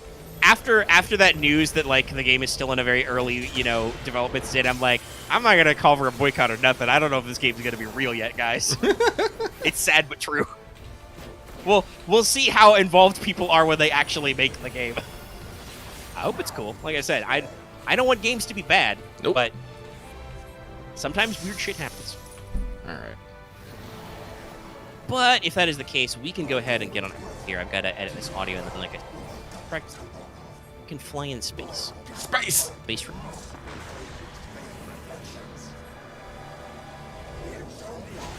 Actually, that's a good one. I should double check. Why is the Riddler? Is it because there was that new Batman trailer? Oh, there's an appearance. And he's all right. It's a little more grounded. It's basically there's a guy in a weird mask, green coat. Okay. I did actually watch that new trailer for The Batman, and like cinematography looked pretty sick. It's interesting. But I'm a Batman. I would say I'm a Batman guy. I like the Bat. But okay. I will once again reiterate that if we have covered everything, which we appear to have done, we should probably go ahead and skedaddle on it. I also like how I'm absolutely going to call him out. Loth shot me a DM about testing games, as earlier I was talking about how I probably need to get some testing games in. Yes, Loth, that means after I edit the audio, because I need to make sure I get that done in a reasonable time frame, I will probably be around to play you to practice. You didn't have to DM me about it. I said it on air with your ears. But okay. We're going to get out of here. I'm going to do the outro. Do the outro. Let's go. Pull the eject. Pull the lever! So. Strong lever! And then just end the stream. No, I should do the outro. It's important. Allegedly. Goes a little something like this. If you're watching this on YouTube, be sure to give us a like. If you liked it, feed that algorithm. Go for stuff. Well, if you had Bluetooth headphones like me, Loth, you wouldn't need to worry about it. Some nice cordless headphones. Listen to phone and stuff. Great. But yeah, give the episode a like if you liked it. If you have any comments, leave in the comment section below. That all helps this algorithm thing happen. If you are new here, please subscribe to us to get more of this. You want more of this, subscribe. You get this every week. Except when we don't do it, but most weeks. You can also join our channel membership. We didn't get any new members on stream, so we couldn't talk about how funny that was, but it would be funny. Join our channel membership. You get a membership title. You get badges, emotes. We have a plan for revamping the badges, but we have not executed on it yet, but we had an idea, so it goes in the hopper with so many of our other ideas. We'll get to it, and it's another way that it helps us out and supports us. You can also support us, like I said at the front of the show, by supporting us on Patreon. You can get access to episodes in audio format for as little as $8 a month, or roughly New Year. You could pay $10 and be good until 2023. Think about that. Sick. But you can also support higher levels, get access to topic polls, videos early, watch progression a whole day earlier. Lots of other goodies at higher levels. Get on-air shoutouts, listen to our record Let's Talk FTR flagship podcast live, all kinds of things. There's some of those emotes. That is our spiel. Once again, Happy New Year's, everybody. Welcome to 2022. We hope your year is goo. We will see you next time. Next time, everyone. Have a good evening.